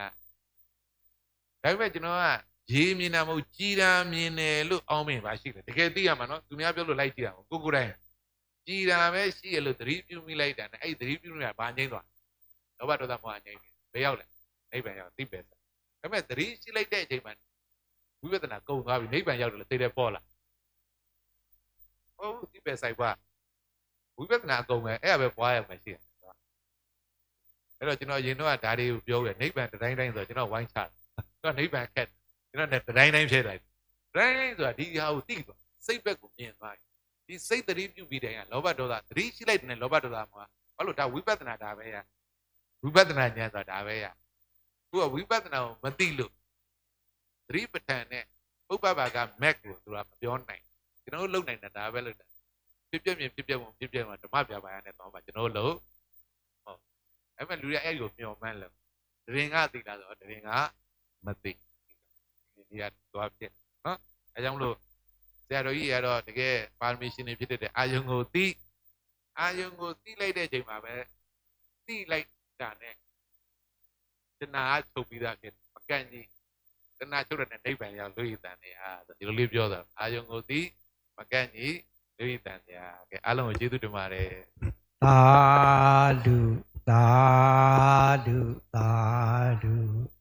ပဋ္ဌာန်းနဲ့ဝိပဿနာခေါင်းစဉ်ဖြင့်ဟောကြားဆွေးနွေးပေးသွားပါတော့ဆရာကြီးဒေါက်တာဦးစိုးလွင်အထူးပင်ကျေးဇူးတင်ရှိပါတယ်ခင်ဗျာတရားဆွေးနွေးပွဲဒုတိယပိုင်းအား10 နာရီ10မိနစ်မှာပြန်လည်စတင်မှာဖြစ်ပါတယ်ဒုတိယပိုင်းတရားဆွေးနွေးပွဲမစတင်မီဓမ္မမိတ်ဆွေများမိမိသိလို့သောမိကုများကိုမေးမြန်းနိုင်ပါတယ်စာရွက် လေးကျွန်တော်ပြပါမယ်ခင်ဗျာတရားပွဲပထမပိုင်းအားဗုဒ္ဓသာသနာစိတံတိတ္တထု၃ချိန်ရွတ်ဆိုပြီးခိတ္တရဏသွားမှာဖြစ်ပါတယ်ဗုဒ္ဓသာသနာစိတံတိတ္တထုဗုဒ္ဓသာသနာစိတံတိတ္တထုဗုဒ္ဓသာသနာစိတံတိတ္တထုသာဓုသာဓုသာဓု